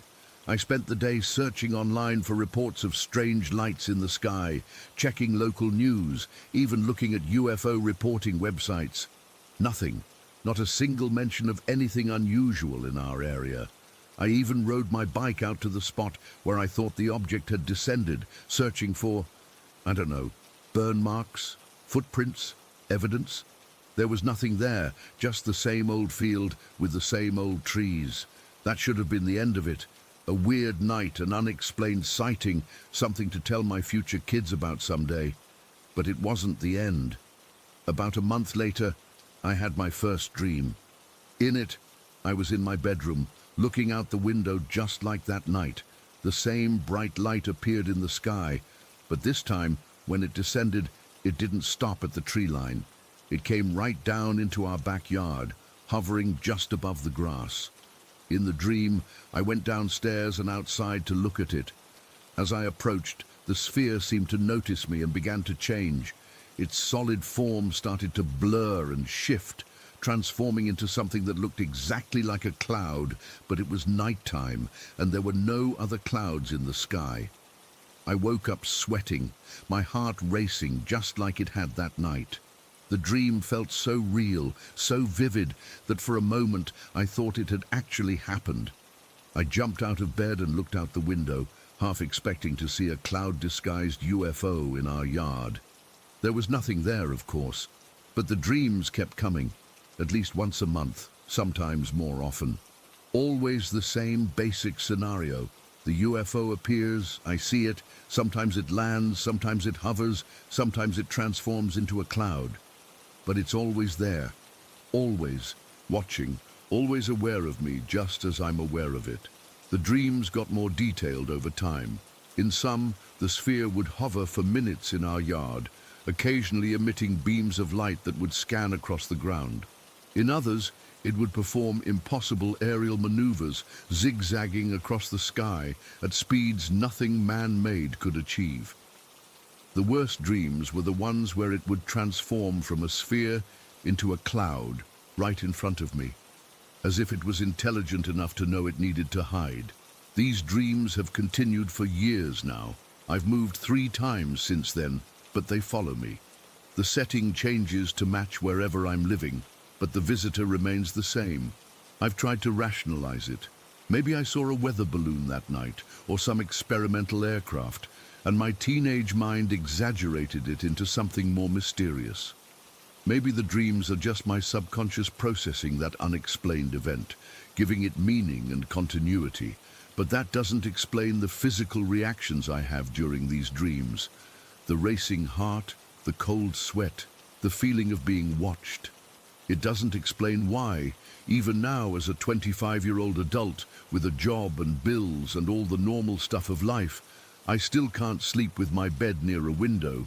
It doesn't explain why I get anxious on clear nights when the stars are particularly bright. I know how this sounds. Trust me, I've questioned my own sanity plenty of times. But I know what I saw that night wasn't normal. It wasn't from here. And somehow, it connected with me in a way I still don't understand. Sometimes I wonder if it's still out there, watching, waiting. Sometimes I wonder if one day I'll wake up and find it's not a dream this time. And that terrifies me more than anything. The possibility that whatever visited our little corner of Ohio that summer night might come back, and next time it might not just observe from a distance. I still scan the night sky sometimes, both hoping to see it again and dreading that I might. Because deep down I know one thing for certain: whatever I saw that night saw me too. And I can't shake the feeling that our encounter isn't over.